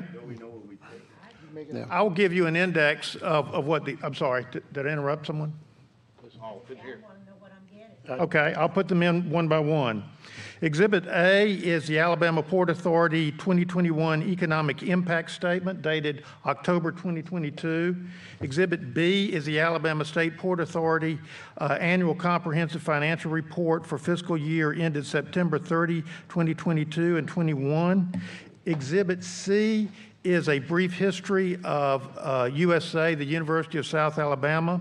Exhibit D is a statement from a publication called Lanyap about its coverage area. Exhibit E is a December 2022 article from AL.com, from Lanyap Mobile, titled "ALDOT Says New Bridge and Bayway Are Financially Viable." Exhibit F is an article from AL.com entitled "Redistricting Alabama, how South Alabama could be split up due to Baldwin County's growth." Exhibit G is a schedule for what's called BRATS, the Baldwin Regional Area Transit System, which shows trips provided by BRATS, to and from Mobile and Baldwin County. Exhibit H is an article, is a publication by BRATS called Baylink Connects Mobile Baldwin County Public Transit Systems. Exhibit I is an AL.com article titled Business, Making Connections with Public Transit Systems. Exhibit J is the homepage from the South Alabama Regional Planning Commission website. Exhibit K is the identification of the Board of Directors of the South Alabama Regional Planning Commission. Exhibit L is a list of the jurisdictions that belong to the South Alabama Regional Planning Commission. Exhibit M is the 2022 Comprehensive Economic Development Strategy adopted by the South Alabama Regional Planning Commission. Exhibit N is the testimony of former Representative Byrne that he gave at the preliminary injunction hearing in this case. Exhibit M is the deposition of Bradley Byrne that he gave in a similar challenge to the congressional districts called Chestnut v. Merrill in 2019. Exhibit O is the deposition.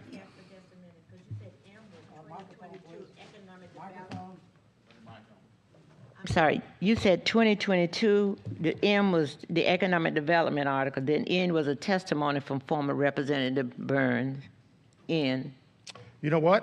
I have some mislabeled. So M is the 2022 Comprehensive Economic Development Strategy adopted by the South Alabama Regional Planning Commission. And what we'll call M.1 is the deposition of Congressman Bradley Byrne given in the Chestnut case. And N is the testimony of Bradley Byrne at the preliminary injunction in this case.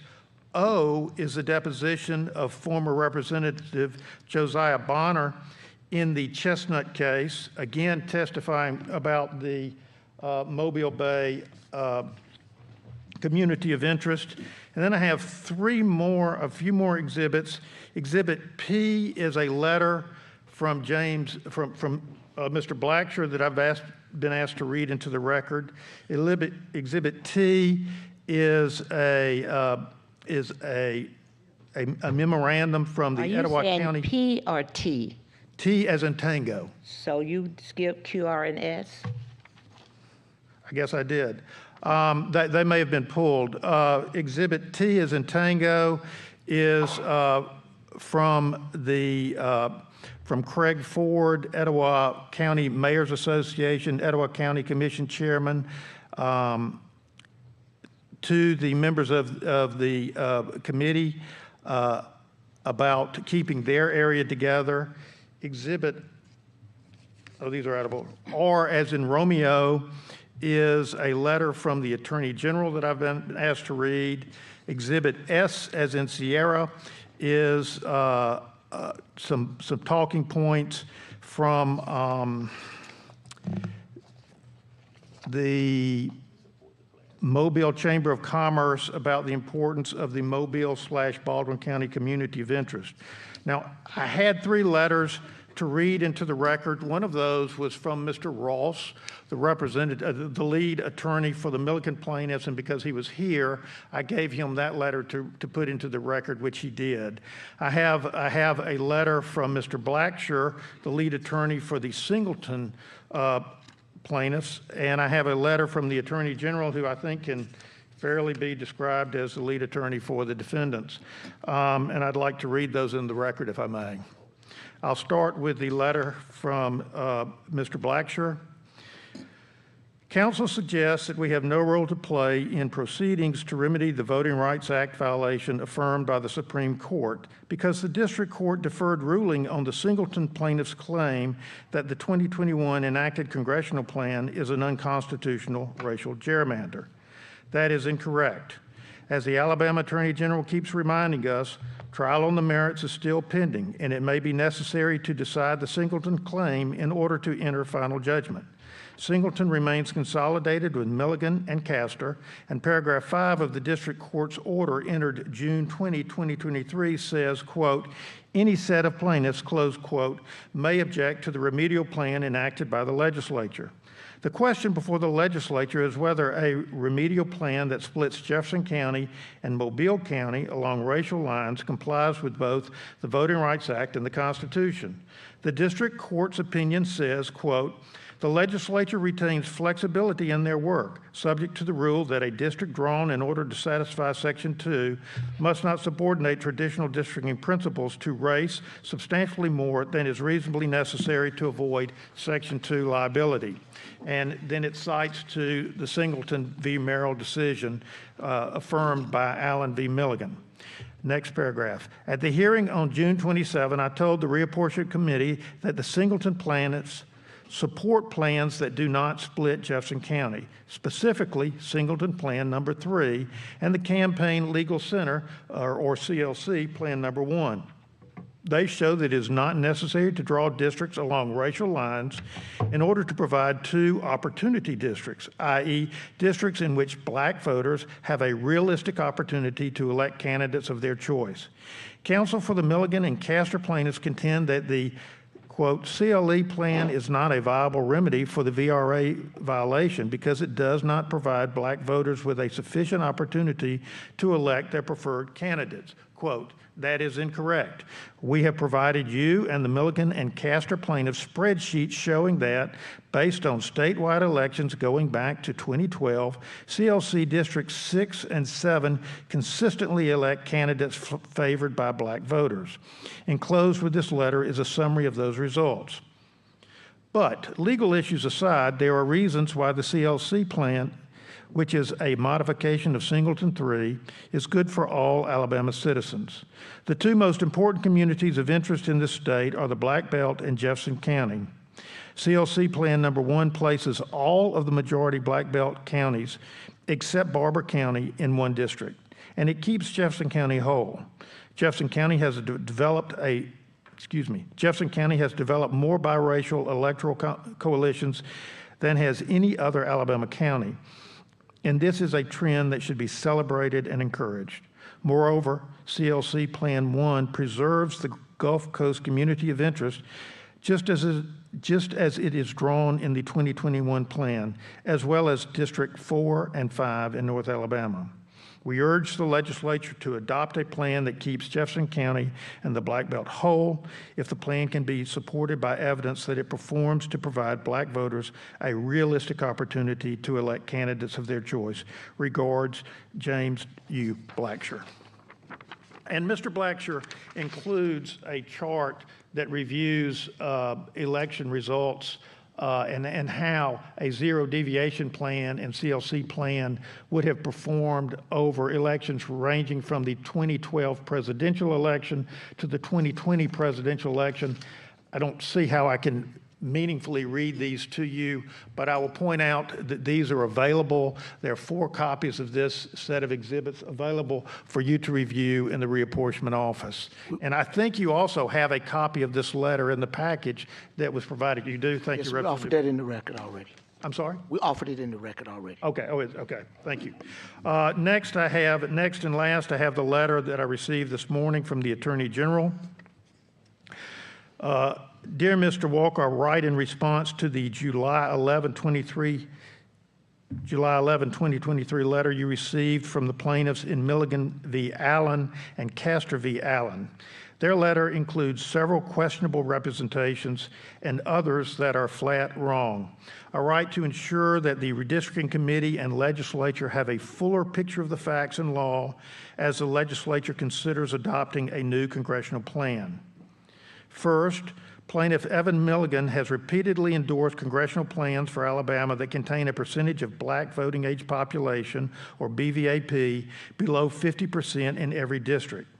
On September 16, 2021, he and his fellow plaintiff, Kadiah Stone, told the legislature that it should adopt a plan introduced by Senator Bobby Singleton, the Singleton Plan, in which the districts with the two highest BVAPs had BVAPs of 40.5% and 45.8%, respectively. That statement and a number of other statements in this letter are footnoted. I'm not going to read the footnotes, which tend to be technical, but again, this letter is available for your review in the reapportionment office, and you have it in your packages. Next, when the Milligan plaintiffs were before the U.S. Supreme Court last year, they repeatedly endorsed the Singleton Plan. In their brief last summer, they were adamant that Alabama did not need to create two majority-minority districts to remedy the purported violation of Section 2. They stated that the Singleton Plan was, quote, one option, close quote, that kept, quote, Mobile and Baldwin together and raised no racial predominance concerns, close quote. At oral argument, the Milligan plaintiffs' counsel stated that their experts, quote, race-blind, close quote, maps, quote, looked very similar to the Singleton Plan, which allowed for two crossover districts where minority voters would have a fair chance to elect their candidates of choice in at least two districts, close quote. Later, he repeated the theme, saying that plaintiffs' maps were not one, quote, that anyone has to adopt. There are maps out there in the Campaign Legal Center amicus brief in the Singleton Plan that don't require maximization, close quote, of BVAP in two districts. And to make sure the point wasn't missed, he again said, quote, we'd be satisfied with something like the Singleton Plan, which Alabama's experts said would give black voters at least a fair chance, not even a guaranteed chance to elect their candidates of choice in the second district. That's merely what plaintiffs are looking for, close quote.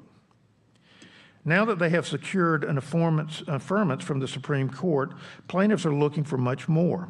They pretend like they never endorsed a plan in which the two highest BVAP districts were at 40.5% and 45.8%. Now they demand a plan that provides not just a, quote, fair chance, close quote, to compete, but instead a guarantee of Democratic victories in at least two districts. And in service to these goals, they misrepresent the nature of the Campaign Legal Center, or CLC, plans they previously touted. Plaintiffs say that, quote, the CLC plan has not been proposed or endorsed as a remedy by, close quote, CLC, but the CLC amicus brief clearly stated that the plans presented in their brief represented some of Alabama's, quote, remedial options, close quote. Indeed, CLC labeled their maps in their brief as, quote, CLC remedial plan map 1, close quote, and CLC remedial map 2, close quote, and further clarified that, quote, maps already in the record, close quote, including, quote, the Singleton Plan, close quote, were, quote, available remedial options, close quote. Any assertion that CLC's maps were not presented as remedial options is demonstrably false. Other statements from plaintiffs earlier in the litigation are also worth noting. The Milligan plaintiffs told the district court that most plans drawn for Alabama's congressional districts without basing lines on race would contain versions of District 2 and 7 with less than 40% BVAP, and that any plan in which any district had 50% BVAP would be a, quote, outlier, close quote.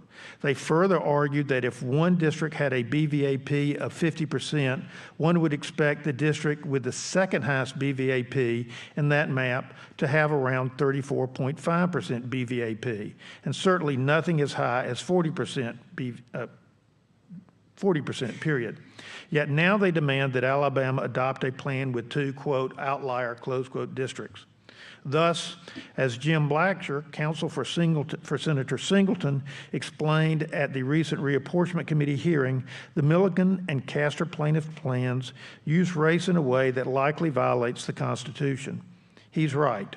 Plaintiffs' maps sacrifice neutral principles, including compactness and maintaining the long-recognized community of interest in the Gulf in favor of race. The Milligan and Castor plaintiffs respond that the Supreme Court rejected the argument that their plans are race-based. That's not true. Only 4 justices, not a majority, found on the limited record before the district court, the Castor plaintiff's map drawer did not cross the line from mere consciousness of race to predominantly using race. But 5 justices did not endorse this view. Justice Kavanaugh declined to join that portion of Chief Justice Roberts' opinion, and 4 justices expressly rejected it.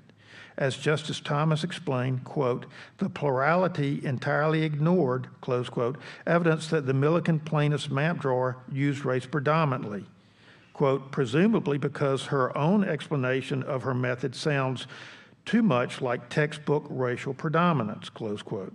Quote, the plurality thus affirmed the district court's finding only in part and with regard to, close quote, Castor's map drawers, quote, plans alone, close quote.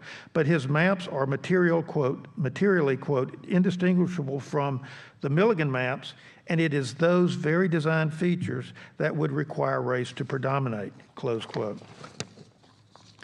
Adopting a plan in which race predominates might satisfy the Castor and Milligan plaintiff's statutory claim, but it would likely open the state up to claims that it has violated the Constitution's Equal Protection Clause. As the Supreme Court has held 2 weeks ago, when it declared Harvard's race-based admission policy unconstitutional, quote, the core purpose of the Equal Protection Clause, close quote, is, quote, doing away with all governmentally imposed discrimination based on race, close quote. The court was adamant, quote, eliminating racial discrimination means eliminating all of it, close quote. It follows, the court held, that, quote, race may never be used as a negative and that it may not operate as a stereotype, close quote. But in plaintiffs' proposed plans, voters in Mobile are divided from voters, but in plaintiffs' proposed plans, voters in Mobile County are divided from voters in Mobile City because of their race and because of stereotypes about how voters of certain races will vote. The, quote, outright racial balancing, close quote, demanded by the Castor and Milligan plaintiffs is, quote, patently unconstitutional, close quote. Neither judges nor legislatures should be in the sordid business of, quote, picking winners and losers based on the color of their skin, close quote. Thank you for your consideration. Sincerely, Steve Marshall, Alabama Attorney General. And again, I didn't read the footnotes in this. You have the full letter in your file, and all of these exhibits are available for your review in the reapportionment office. Thank you. Thank you, Mr. Walker. So, yes, Mr. Jones. Mr. Walker, you said that they are available in the reapportionment office? Yes, sir. There are 4 packages just like this that are available in the reapportionment. To read those 4 before Monday? They're available for you to look at if you want to. No. That's not the question I asked. Are we expected to read all of those before Monday? If you want to see what they say. Well, obviously somebody didn't want us to see what they say. They just brought them here today. Okay. The other thing, what is the purpose of the Attorney General's letter? I think it speaks for itself. It doesn't for me. I mean, what's the purpose? I think it was remanded to the district court, right? I'm sorry, sir. I didn't hear you. Was this case remanded to the district court? It was. Okay.